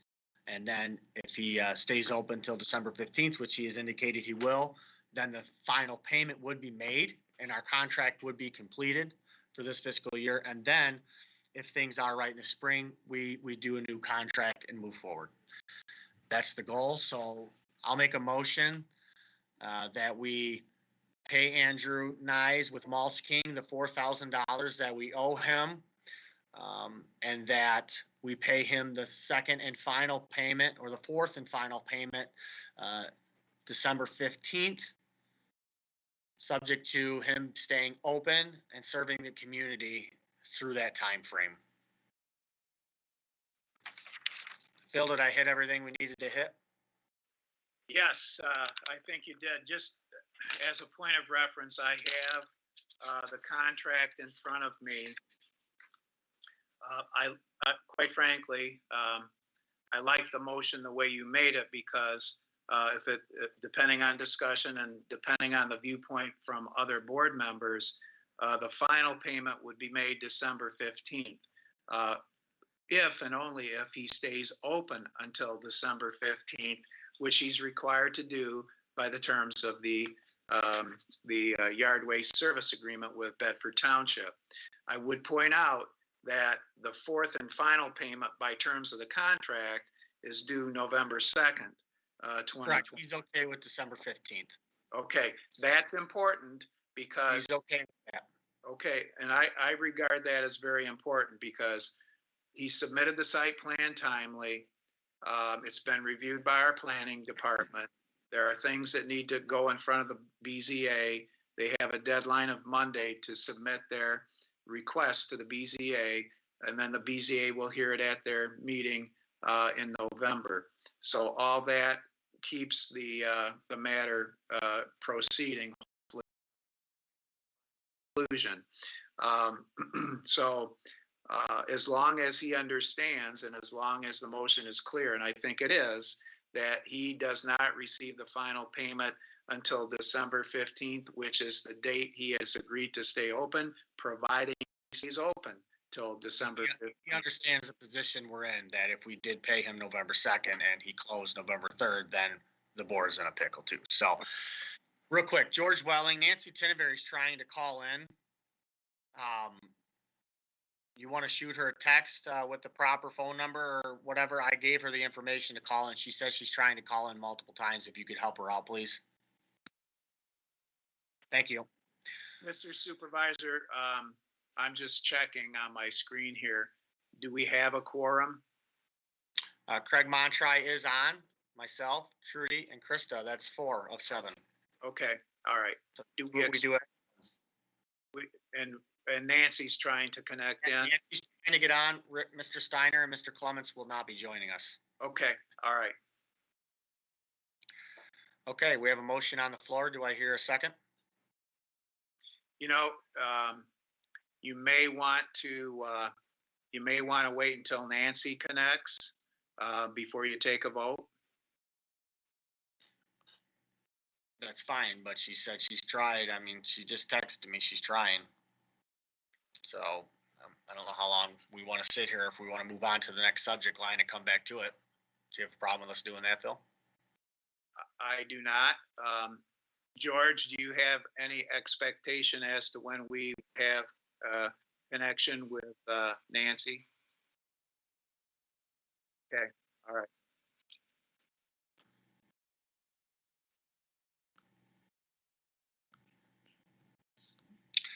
While we're waiting here, I just want the public to know kind of the situation, and Phil, you can expound on it as well. I was going to hold this for my final comments, but the situation we're in after speaking with MTA and legal, we always had room C as kind of the thought of a holding room because it has a monitor in there. But according to MTA, that cannot be used as a holding room. Everybody has to have the opportunity to be in the meeting if we're going to hold it in person.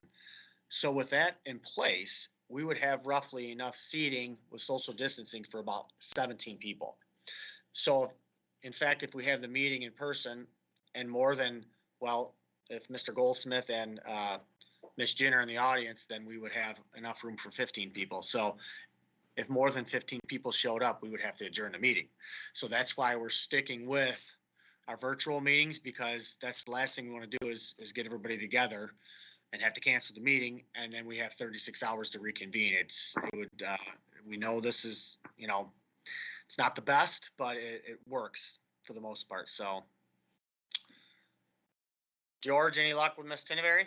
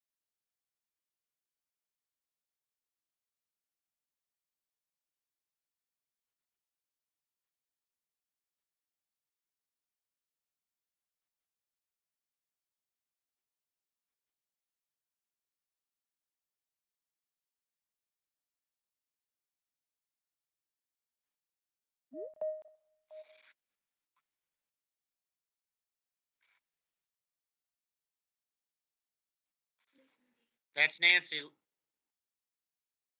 She's calling in. Okay. I'm Ms. here. Tinnever, can you hear us? I can now.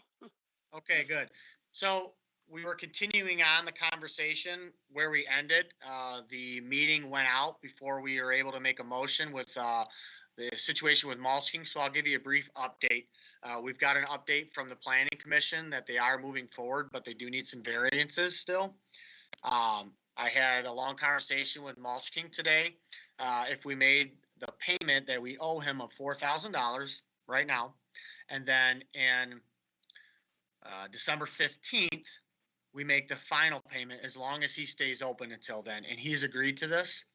And then obviously after that, he's got to get his site right before we allow him to, before we do business with him in the spring or even allow him to open. So he understands this. So I have a motion on the floor right now that we make payment to Mulch King right now of $4,000. And then as long as he stays open, we'll pay him the final payment of $4,000 and then our contract is complete. So that motion is on the floor. We're waiting on support and we waited for you to get on to do that. So. Okay, thank you. Okay, I look for support. So who could I just ask who else in the meeting? Okay, it's myself, Krista Janizek, Trudy Hirschberger, Craig Montre, and yourself. Mr. Clemens Okay. and Mr. Steiner are not able to get on. Okay, I will second that. Okay, we have a motion and support by Ms. Tinneberry. Discussion. I just want to say, you know, it's been a tough 3-4 months, I'm sure, for Mulch King and the board. We're trying to work through the situation, but ultimately, I know the board wants what's best for the community and Mulch King. So we'll keep working towards a good resolution, and I believe we can do that working together. So I appreciate Mulch King working with us, and we continue our great relationship we have. So Ms. Hirschberger, could you please? Oh, go ahead. I just had a comment. I feel personally that in the future, if he isn't in compliance, we should probably not have another contract with him till he does bring this into compliance. It's not something we would do with any other business. I know this is for the residents, so they have somewhere to take their leaves. And that's why I'm not against finishing this contract, but I don't feel good about him not being in compliance and us working with a business who still is not in compliance and possibly won't be able to bring it in compliance. And I just wanted those comments to be heard. I totally agree with you, but keep in mind, this board probably didn't know he wasn't in compliance other than one resident complaining on a pretty regular basis about it. So that's why we've taken action. So we'll keep moving forward and we'll have a good contract in place in spring, as long as the site is in compliance with Bedford Township ordinance. So, okay, could you call the roll, please? Mr. Peroni? Aye. Ms. Tinneberry? Aye. Mr. Montre? Aye. Ms. Jandasek? Aye. Steiner and Clemens are not in the meeting. Hirschberger votes aye. Okay, and the motion was approved 5-0. Moving on to 8F, discussion on the grant for the Monroe County Museum. I started to talk last night. A little bit, I'm applying for a grant through the Monroe County Museum for repairs to be made to Banner Oak School. The building was erected in 1871 and is part of Bedford's history. Many people have worked on preserving this building in the past, like Trudy Urbani and Don Adams, just to name a few. I've toured the building a few times with Bedford Historical Society, and they are writing a grant as well to help with repairs. And the grant that they're actually writing to help with repairs, Daughters of the American Revolution. So we'll be looking for a grant and they'll be going for a grant through that avenue as well. The grant from the Monroe County Museum could be up to $14,000 and Bedford would have to match 25% or roughly $3,500. Repairs have been estimated to be around 50,000 with everything that they would like to do. That's foundation, windows, roof, painting inside, and some general maintenance. The main thing, my goal to do right now is start from the most important, which is the roof. We don't want to see any more leaks and that are getting inside and hurting stuff. So we want to start with the roof. I do plan to work with this group to get some volunteers through different unions as we have in the past, so we can get more done and get more bang for our buck, get some volunteers to bring back possibly some of the historical of the building, like the original windows. So I do plan to work with that. So that's where we're starting. Mr. Steiner had some questions that was emailed to the board about, well, what about the insurance and what about 3 quotes? All I'm looking right now is for the board to say, hey, we're good with you moving forward. And at that point, when we submit everything, we'll get with Ms. Hirschberger and get stuff that we need from the finance department as far as that information. And when it comes back to the board for work to be performed, obviously we'll have 3 bids at that point. So that's all I'm looking for, is the board's approval to move forward, and continue to do the work on this building we have in our community. Ms. Janizek? I agree it needs to be, updated. But, I did call up and I spoke with Mr. Clark today about this, because I did have some questions under the rules and conditions, because the number one, the very top one, says that the maximum project award will not exceed $6,000. Because I just wanted to make sure that we were on the same page with everything. And he said that is correct, that we will not receive more than $6,000, regardless if there is any more money available, because they do want to make sure that if anyone else does file for it and qualify for it, that they had the money. And he said that the 6,000 would be the max that we would get. I just don't want us going thinking we're going to get $14,000 and we only get $6,000. Yeah, and you could be correct, but I was told to go for the whole grant, the total 14,000, because Bedford's never received a grant, to my knowledge, and they said to go for the whole thing. So that's what we're doing. So if we only get 6, then we do a 25% match to that, and we utilize the funds the best we can.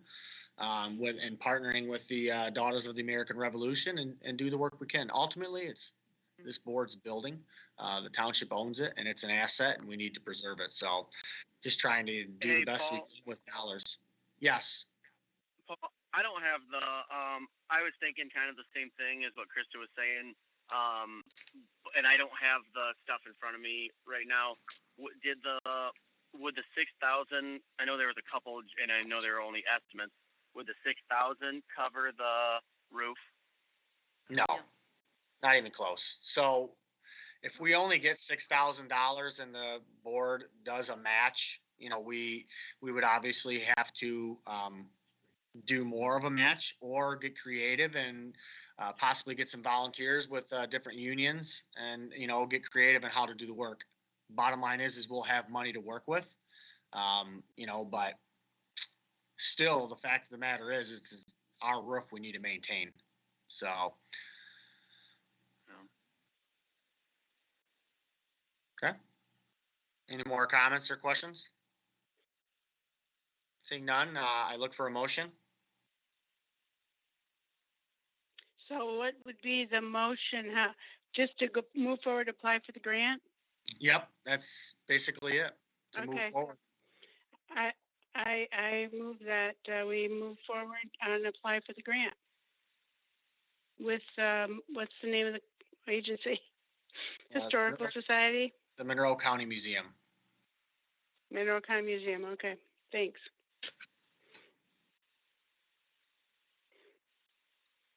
I'll support it. Okay, we have a motion and support. Any more discussion? Question. Should you be in this motion have the 25% match, not just going for the grant? Yes. So friendly amendment to add the 25% match. And if I could add just another friendly amendment because there's been a lot of questions out there that this is to repair Banner Oak School, not to change it or anything else, to leave it the historical Banner Oak School. If that could be in the motion. Correct. I'm okay with that. Ms. Tenny, are you good with that? Yeah, I'm okay with that. Okay. I'm fine with that. Could you call the roll, please? Ms. Tinneberry? Aye. Mr. Peroni? Aye. Ms. Jandasek? Aye. Mr. Monterey? Aye. Hirschberger votes aye. Okay, and the motion passed 5-0. Okay, next is comments from the public. Comments limited to 5 minutes for each individual.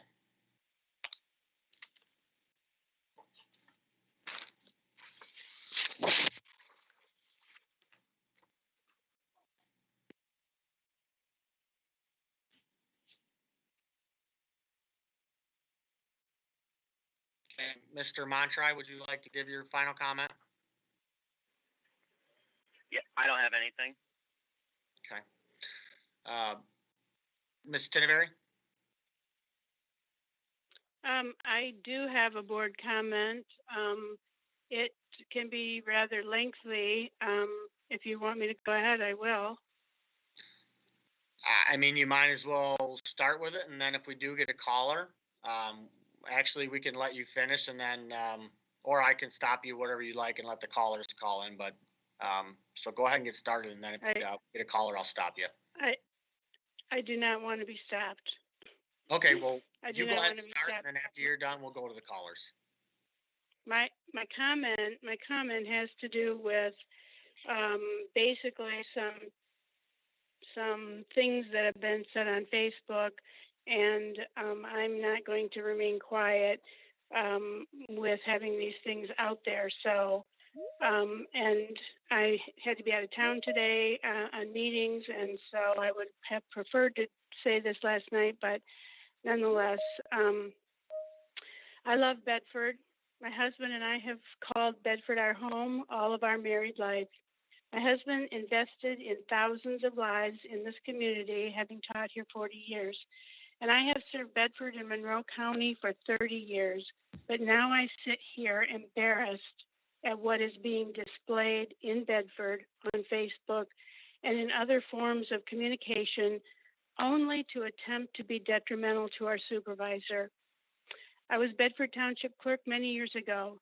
So to be clear, I do know that filing Freedom of Information requests are handled by the clerk, and I know that it is very important to allow citizens to be able to request information pertaining to their government's handling of the affairs that impact their lives.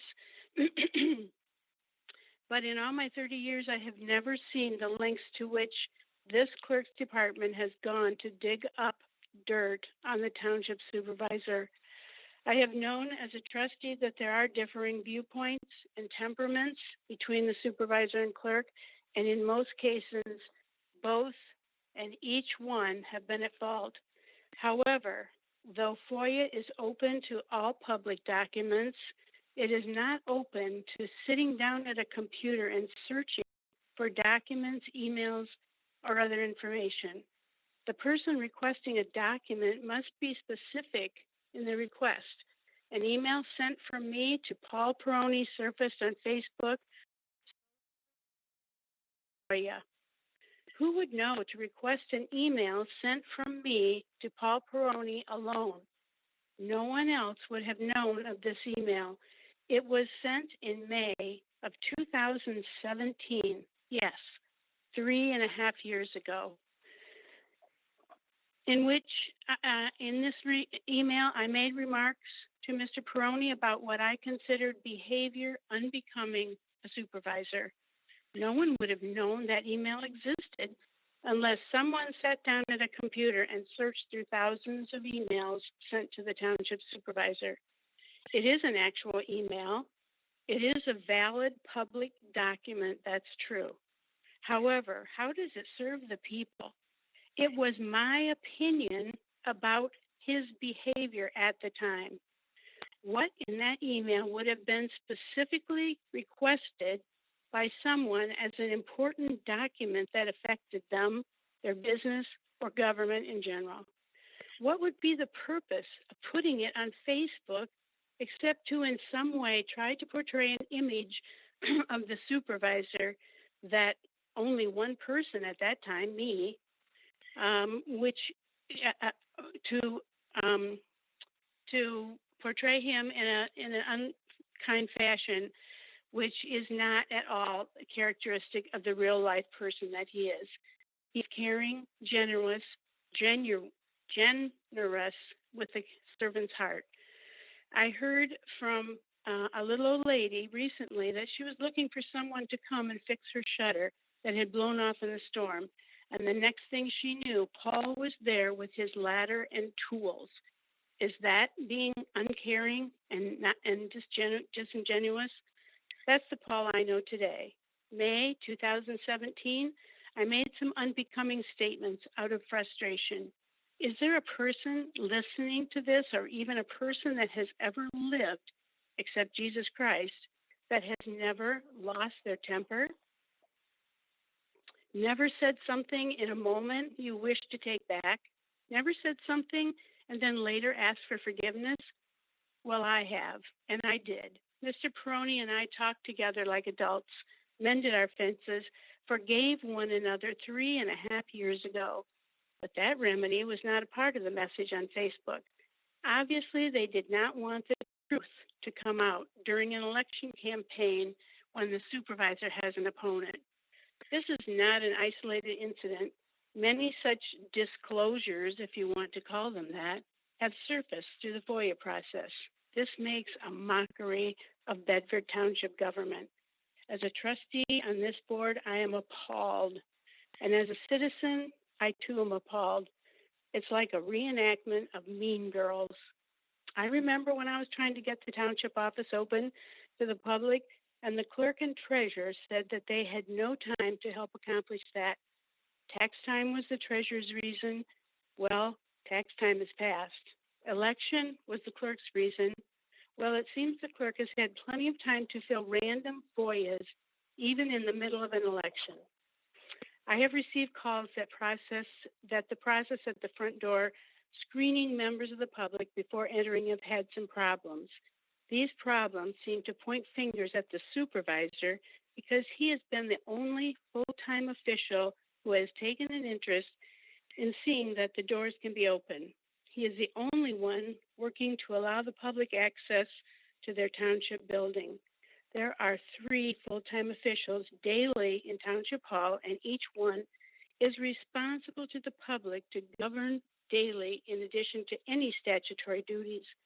There's no set hours for government officials, no 8 to 4 days, no 5 days a week. I can remember working into the night and on weekends and holidays in order to do my best to serve the public. The clerk and the treasurer are also part in any governing action needed to serve the public. I'm an elected trustee, and part of my responsibility is to oversee the proper workings of the government within Bedford Township Hall. I see that working together on behalf of the public needs a lot of improvement to better serve our residents. I suggest the elected officials could sit down and have a forgive and go on section. Please, voters, don't listen to the negative trash talk. Paul knows this community and works for you. Thank you. Okay, we'll move on to comments from the public. Go ahead, let the callers.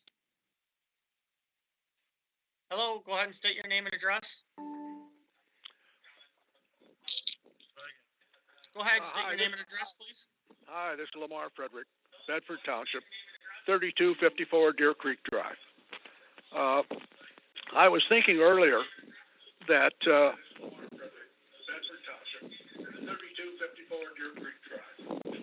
I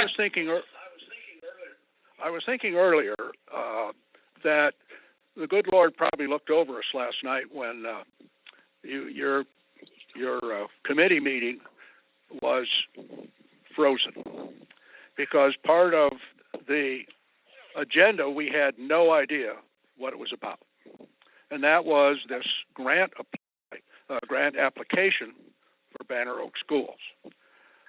So I spent most of the morning trying to find out what was involved and calling to Monroe, talking to people who are in the know. And, I'm not going to talk to an ulterior motive, but, the supervisor kind of put this on at the last minute with no documentation, no community input whatsoever. And so what did we find when we look at the documents? Well, we find that there have been bids put out, or at least there have been proposals made by a single person. $50,000 worth of work to be done here for a $6,000 grant. So why haven't we had a bid process so that we know whether or not the numbers that the one contractor put in place have any value? Number two, and it's already been stated, but you've already voted on it, there is no $14,000 available because I talked to the director of the Monroe Museum, and he said, nope, $6,000 is the most you can get. That's all there is for any one group. So now we find out $50,000 worth of stuff, but if you only get $6,000, what are you going to do with it? The repairs that are to be made to the building, the question I have is, are they going to be of historical significance and historical connection? Because you take a fiberglass door and put it in the front, is that in context with the historical building?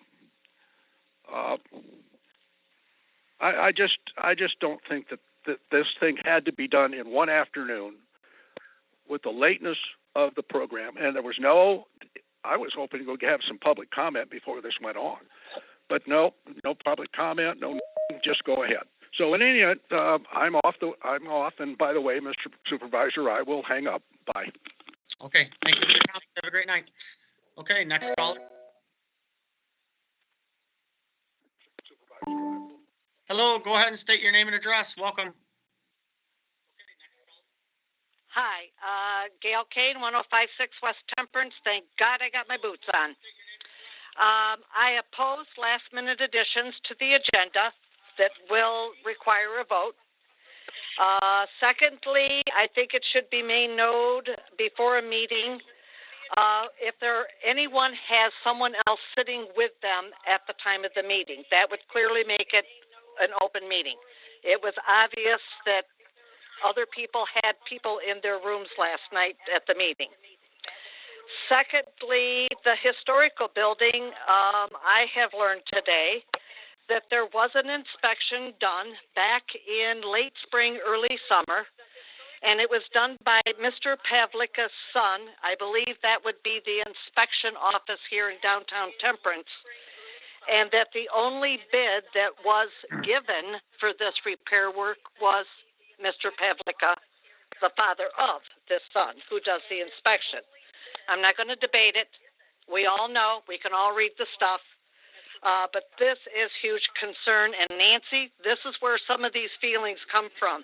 There is a huge lack of trust. So at any rate, back to the main thing would be the mulch king. I don't think Mr. Nyes gave his address info when he spoke. I'm not going to dispute the need. I worked with Walt trying to find an appropriate site, which is still not found. Thirdly, the township board should extend an apology to Mr. Nyes, because truth be known, and again, Nancy, here we go, truth be known, all of what he faced was due not because of complaints from me, and Mr. Peroni has personally named and cited me, and it's a lie, or any other numerous ones from residents in Erie and Bedford Township. Because I got named or was implicated, I did some homework, and this is where we're at with it, and I won't lie about it, and I'm not going to deny it. I am not like Mr. Peroni. But one person, Mr. Peroni, authorized him to open up before he was legally or financially ready to do so, because the DEQ was going to hand down, and did hand down, a cease order for the ad hoc mess that was at the back of the township hall because they didn't want to spend the almighty dollar for a dumpster. Nancy, you didn't okay just this, but you have set a precedence for everyone now. So there's no reason that we should bother with any type of ordinances or planning because you've granted approval to someone who was not in compliance, whether or not we need it or not. He is the only compost site. The others are landscape companies who took the risk and met the rules for such a type of business. And most of those are not in Bedford Township.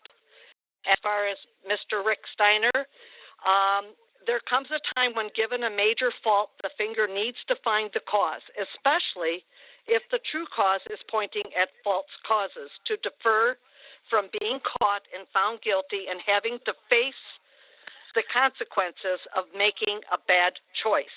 That's all we ask, is for somebody to be man enough to step up and be honest and open, and we've not had that in over 8 years.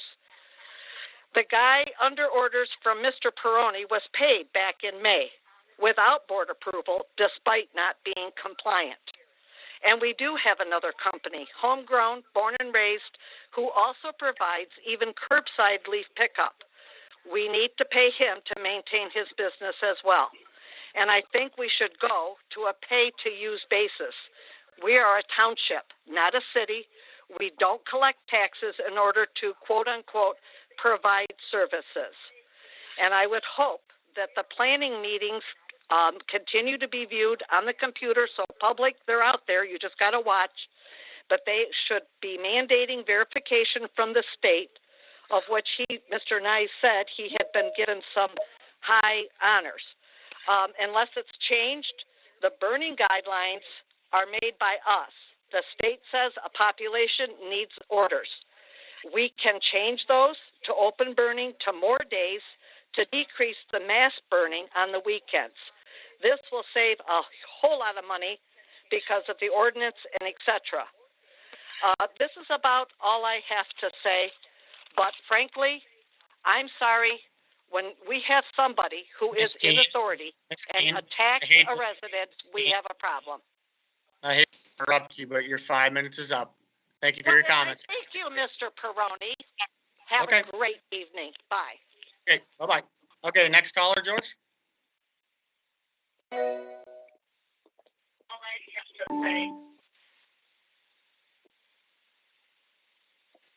Hello, good afternoon. State your name and address and go ahead with your comment. This is Maureen Whitty, 3210 West Samaria Road, Temperance. I would like to thank Paul and the Township Board for the wonderful job you are doing, especially all the new things you have instituted in the past couple of years.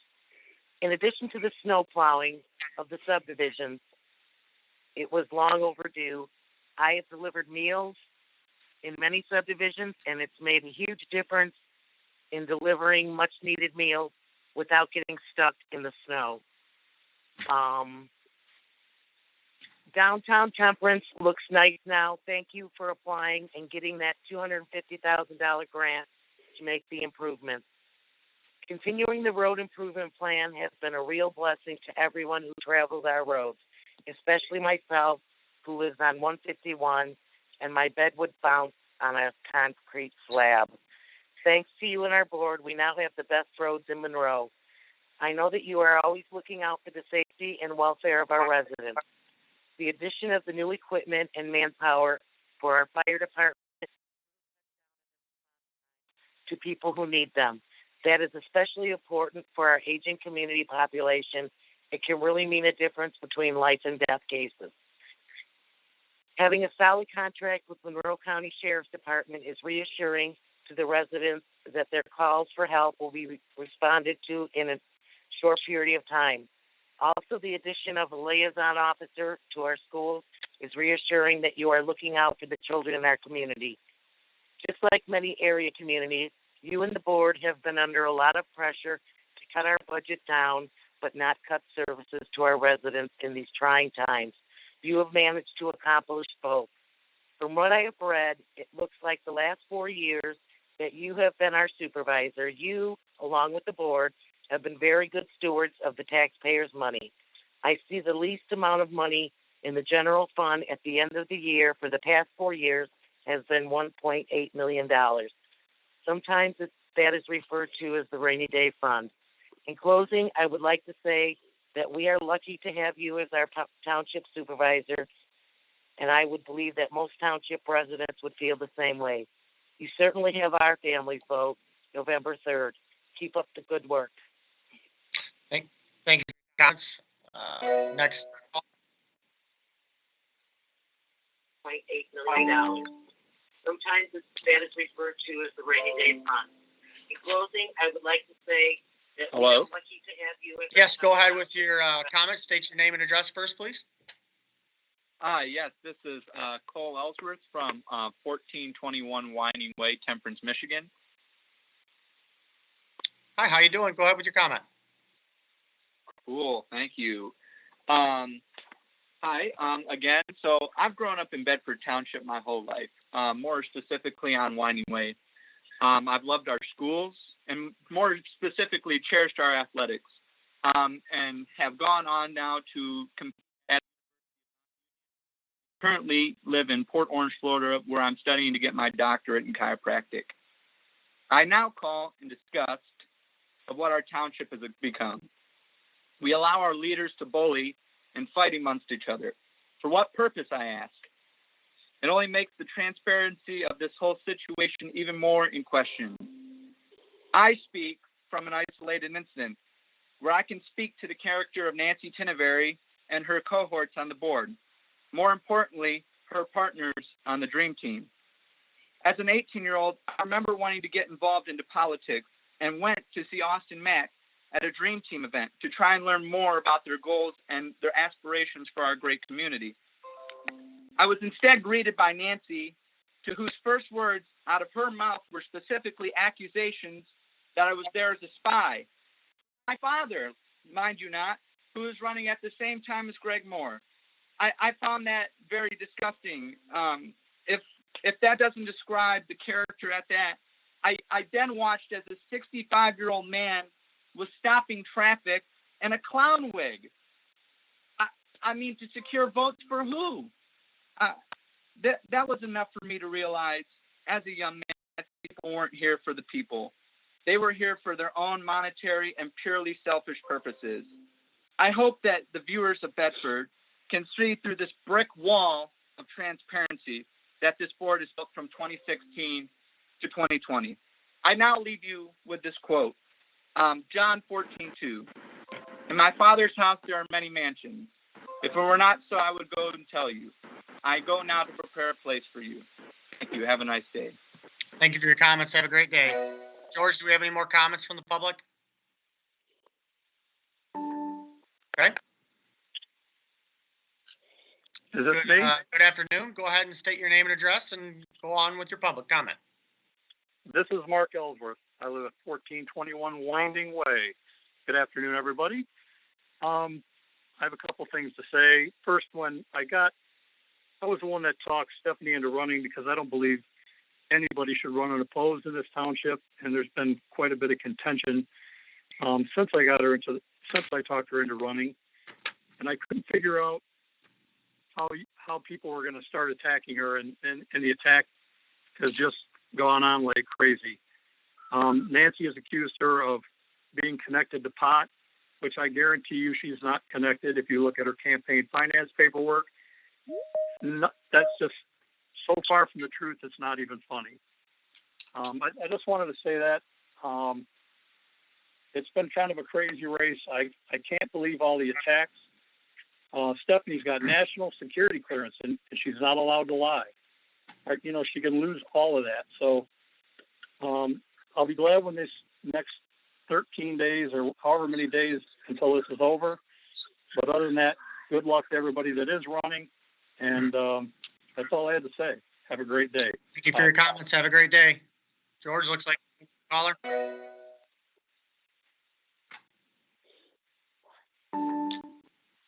Good afternoon. Go ahead with your name and address and state your comment.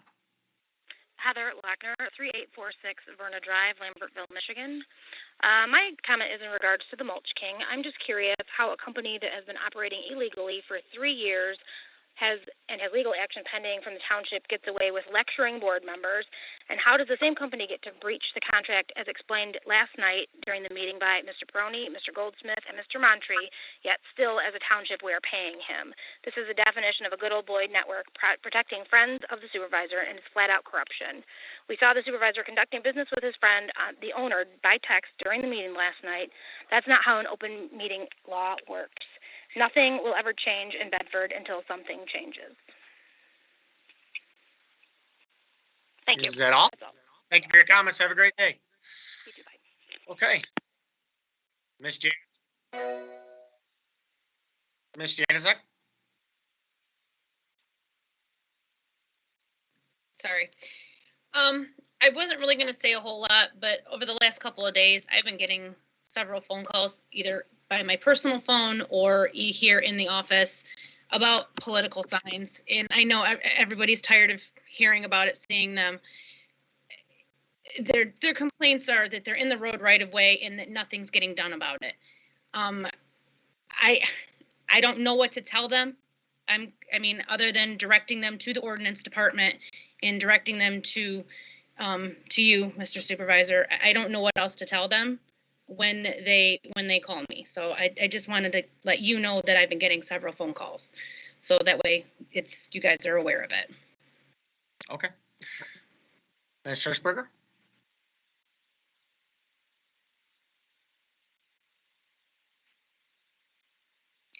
Well, I guess I'll start off with letting everyone know that we have over 9,000 absentee ballots issued as of today.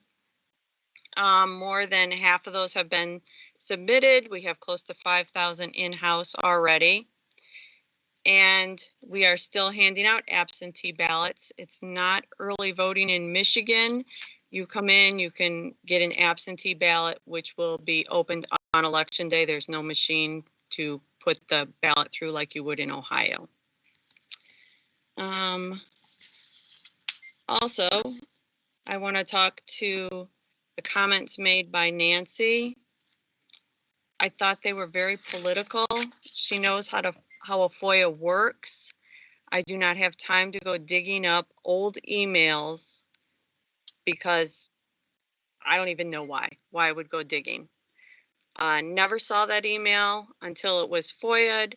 I've had numerous FOIAs over emails lately.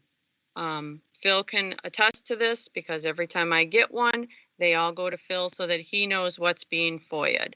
Did not dig it out, did not find it. I've had FOIAs going for all of Mr. Peroni's emails, both deleted and current. I've had FOIAs for all board members' interactions for years. They went back, I think they went back 6 years. I don't have it in front of me, so I can't answer that. Did not dig them out. Not in my personality or in my person. That's not how I operate. I think it's very political to attack me. The accusations against me are untrue, unfounded. There's no proof that I did that. You wouldn't find it anyway because I did not do that. I followed the FOIA laws. I FOIA'd what was asked, and that's all I did. So anything put in email is FOIAble. If you don't want the public to see something, don't put it on a public site and it'll never get looked at. That's all I can say. As to the comments with political signs, I too have received many calls about political signs. A lot of them have to do with the area on Jackman and Smith. I too have said to contact our ordinance officer. Some people say they have, and what they've been being told is political signs are not being touched. I'm not sure why, because if they're in the road right away, they should be touched or addressed in some way. Other than that, I want to let the public know that Saturday we will be open on the 31st of October for absentee voting only from 8 a.m. to 4 p.m. And that's all I have. Yes, I will. I'll be looking into the political signs. I can tell you this after, Lamar Frederick, let me know some of the violations I had last time. I made sure every single one of mine are correct. I can't speak for everybody, but I will talk to Damon about it. I do drive through the community. A lot of them are in violation. So it's a tough situation for the ordinance because, they only have so much manpower and, they're doing the best they can. So, so I'll talk to them about that as to why, they're doing what they are. I do want to say I really appreciate the assessing department and how they're streamlining things in their department. This department, over the past few years, we've restructured it, and they have a great working relationship, and everybody in the office has a job. They're moving along, and right now they're doing it with a full-time person. So I appreciate the updates we're getting, and I appreciate how well they're getting things done over there. So we appreciate that. I do want to say, as far as the master plan, we are on schedule for next year to move forward with the master plan. The planning department, along with the clerk's department, will be getting that process started. I do know we're looking at a grant and some work there to where we could possibly get the master plan paid for. So that is something we're working on, but it is on target. A lot of people think that we didn't do the master plan this year due to Corona. That's not the case. And if I'm incorrect, Ms. Hirschberger, feel free to interrupt me about the master plan, but I'm most positive we're on pace for it, correct? We are. It's every 5 years, and this is 5 years, so we'll be looking into reviewing it. Okay. The thing with Banner Oak School, when we have an opportunity to go for grants, we take them, and we were very close to making the agenda. This isn't the final of the grant. We don't have to have 3 bids right now. We just looked for a quote. That's all the grant people were asking for, is to have some sort of quote in place, some sort of bid that says, here's about how much money you have in work, and that'll get the process started. So that's all we've done. Pavlica is not for sure getting the work. If they want to bid on the work, once we get rolling with it and we get approval for the grants, they're more than welcome, but we'll get 3 bids from some good local companies and move forward with it. It's a great opportunity. It's a no-brainer for the board to move forward with it. Look at monies. We have to maintain that asset we have. We have to maintain that building. If we're not going to, you might as well tear it down because it's just going to continue to leak and rot and fall apart and be unsafe, to be quite honest with you. So this board needs to continue moving forward. And that's part of why we need to continue with our capital improvement plan that we've been working on for 6 months. We're moving along in that process. I know it's going to the planning department for them to move forward with it, but that's very important for the capital improvement plan so we can plan for these improvements. Okay, this board has had to play a lot of catch up for over the years with the fire department. We had studies back in 2002 that showed millions of dollars worth of work on buildings, never acted on it.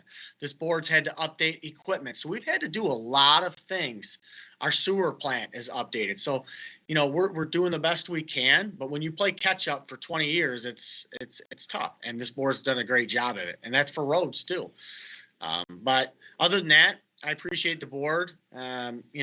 Once again, we had a situation with Mulch King. We got it rectified. We're going to be able to serve the residents and ultimately get the site in compliance and work with him because Bedford Township is business friendly and that's what we have to do. So we appreciate everybody's comments. And if nobody has any further comments.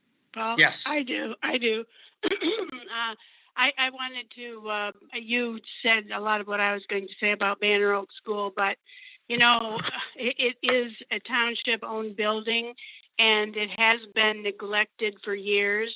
It also is part of that capital improvement plan, but that has stalled. It's not really moving anywhere, I'm sad to say, because it doesn't take much to review that and to have it approved. But politics goes on inside the offices too, so I'm embarrassed about that as well.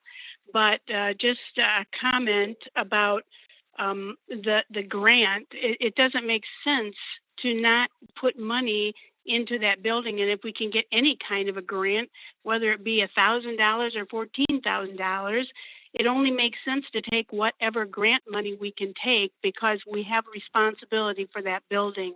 And, I'm just going to say Lamar was the supervisor and did nothing about that building. It is deteriorating, like you said. And I'm disappointed that anyone would question whether or not we're going forward with a grant. A township building, it saves the taxpayers money, any kind of money. In addition, one more thing, and that is we have added items to the agenda at meeting day for many, many years. That is not something new. So to pull that out of the hat and make that some kind of an issue is just ludicrous. That's all. Thank you. Thank you for your comments. So, no further comments. We stand adjourned.